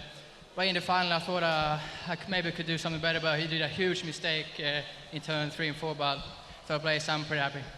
But a big move in the championship. You're up to 9th, 85 points. You've really put yourself in with a top 8 spot chance now. still a few points up, so it's going to be a drama in Garza. Well done tonight, good job. Yeah, great effort from Freddie Lindgren. Third place tonight, second successive rostrum appearance. Many congratulations to him. And the runner-up tonight, Chris Harris from Great Britain. What a night for him. Chris Harris, 48 points before tonight, 19 tonight. That's a fantastic achievement. Definitely, it's been a big struggle this year, but like I said earlier, once I've got the right equipment underneath me and everything's working around me, then you know, I've put in good results. You just have to take this confidence now to Gorzhov for the last round and really put down a marker for everyone to say Chris Harris has to be in Grand Prix Speedway again. Definitely, it's Gorzhov's a good track. I had a good World Cup there, so I'm looking forward to it. You know, I've proved again tonight that you know, I'm the best Britain's got at the moment, so I just feel deserve I still wild card. Well done tonight, sir. Congratulations. He means business with that nomination, doesn't he, Chris Harris? Is determined for it. Let's hear from the winner of the Croatian Grand Prix now, a very happy Andreas Jonsson, who's going to join us in a second. And, well, what a night it's been for the Swede. Terrific night. And let's hear from him now. Andreas Jonsson, third win of the year. It's going pretty well. Yeah, 2 crashes tonight and a win, so I'm pretty happy. But you know, being serious for a moment, that win puts you up into second in the World Championship. Yeah, I knew that too. You know, when I saw that Jarek went out of the semi, I didn't have anything to lose, just going for it. I know you've worked very hard for a long time in Grand Prix Speedway and all Speedway. To get a World Championship medal at last would be a great achievement for you. Definitely, you know. I'm close to a medal, but there's still another Grand Prix to go, so just got to put my head down and work hard. You guys all beat Greg Hancock in the final tonight, but a word about Greg, a word about his year. He's awesome, you know, and I understand we didn't really have anything to ride for now, and I think that all the pressure went out of him, so I think he's pretty satisfied anyway. And really congratulations to him, he really deserves it. He's a great speedway rider, and you know, he was second-time world champion, so he really deserves it. And teammates in Poland, you'll be looking forward to a warm reception in Gorzhov for the final round? Yeah, you know, what can I say, you know, yeah. Well done tonight, congratulations. Ladies and gentlemen, the winner of the 2011 FIM Nice Croatian Speedway Grand Prix, Andreas Jonsson. Yeah, good stuff from Andreas Jonsson. Steve Brandon asking the questions down there. And we will hear the Swedish national anthem, of course.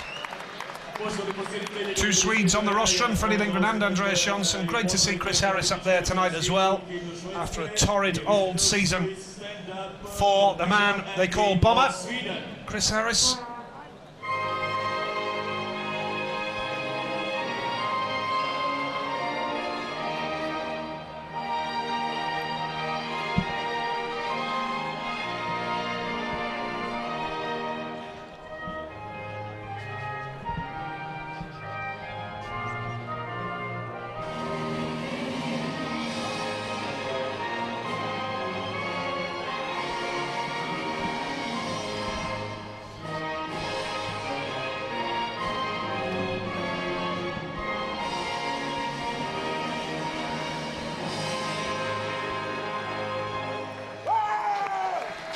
Congratulations to Andreas Jonsson, who has won the Croatian Speedway Grand Prix, but let's confirm the championship standings now with 1 round to go in the World Championship. Greg Hancock cannot be caught. He's the new world champion on 154. Andreas Jonsson leads Jarek Hampel in the battle for the silver medal by 1 point, 118 to 117. And the battle for the top 8 as well. Chris Holder on 95, 10 ahead of Freddie Lindgren, who with 1 round to go has an outside chance. If he can score 11 more points than Chris Holder in Gorzhov, who knows? Here we see, I believe it's former rider Ilya Taroma handing over the trophy for Freddie Lindgren. Rode for Leicester in his time. Yep. Yep. It's Ilya Taroma. Yep. The man making the presentation there. Now the runners-up spot goes to Chris Harris of Great Britain. Quite a sized trophy to carry. Maria Pavlic, the host club here. Yep. And they do afford tremendous hospitality here. The club here in Croatia, very welcoming. Superb setting here, this stadium. Andreas Jonsson with that sweet taste of success. Adam Krushnig from the sponsors, the title sponsors of tonight. Nice trophies. Nice trophies. Yeah. Another one for the cabinet for AJ. Nice flower arrangement there too, Nigel. Yeah. Unusual. So the photographs will begin, the celebrations will begin. Plenty of photographers taking their pictures. They'll be in the press tomorrow. It's been a breathtaking night at Speedway, hasn't it, Jan? You know, every race had something happening in it, didn't it? It's been brilliant. You know, yeah, I can't wait to see it back, to be honest. Yeah. I'm sure we've missed something along the way, but plenty of champagne flying now for the winners' rostrum. Always good pictures. And for that man, Freddie Lindgren, well, for Jonsson, first of all, the battle for the runners-up spot is well and truly down to the wire now in Gorzów in a fortnight's time. And for Freddie Lindgren, 10 points may be a little bit too much to make up on Chris Holder now for that 8th place. But if he can get to the final in Gorzów, that'll be 3 finals on the trot, and that surely will put pressure on the organisers to begin for next year. Certainly give them something to think about, and would give him a valid claim to put in the pot for a wild card. Yeah, it'll be interesting to see how Jonsson defends his 2nd place in Gorzów, because that is a track that we know he rides really well. So we'll have to look forward, and it's going to be an exciting round at Gorzów, no doubt. As you've said, plenty of speculation, Jan, at the moment about who may or may not be getting the nominations from the organisers. There's 2 riders on that rostrum who had a massive point to prove tonight. Chris Harris of Great Britain and Freddie Lindgren of Sweden. And that man chasing down the silver medal. And with a full season, next season ahead of him, could he win the world title finally? Maybe next year. Well, he's certainly been on the crest of a wave for quite a long time now. I would say for the latter half of the season. Just didn't have the setup sorted, did he, at the start of the season, and was on a miserable run of form, but he just catapulted himself up into the top 8. Well, it's the cooperation now between Blomfeld and Jonsson that is starting to pay off, and with the conversations that we've had with Carl in the pits, we sort of have been privy to a little bit of the information as to what has happened and what has gone on, but he has also had a, you know, we keep mentioning this, that he's changed his frames and whatnot, but certainly very impressive rider at the moment, riding the crest of the wave, like I said, and yeah, it'll be very interesting to see the battle for the silver medals, and it'll be hard-pressed to pick a favourite at the moment. So Andreas Jonsson celebrates here in Gorizia. Plenty of fans have stayed behind to applaud the Grand Prix winner, the jubilant trio being taken around the stadium there in open-top cars. Still see plenty of flags waving, plenty of fans have stayed behind. It's nice to see. It's been a good atmosphere here, Nigel. Certainly has. Good crowd, carnival type atmosphere, everybody's enjoyed it.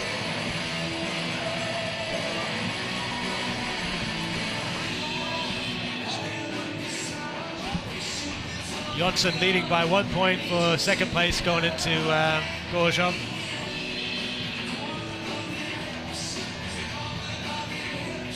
His former home track, so yeah, we touched upon earlier that he rides the track really well. We saw it in the World Cup, and I'm sure there'll be plenty of riders battling for the podium positions. Absolutely. We hope you've enjoyed our coverage tonight here in Gorizia. A great night of Speedway. And Andreas Jonsson comes round to take the applause with Chris Harris and Freddie Lindgren.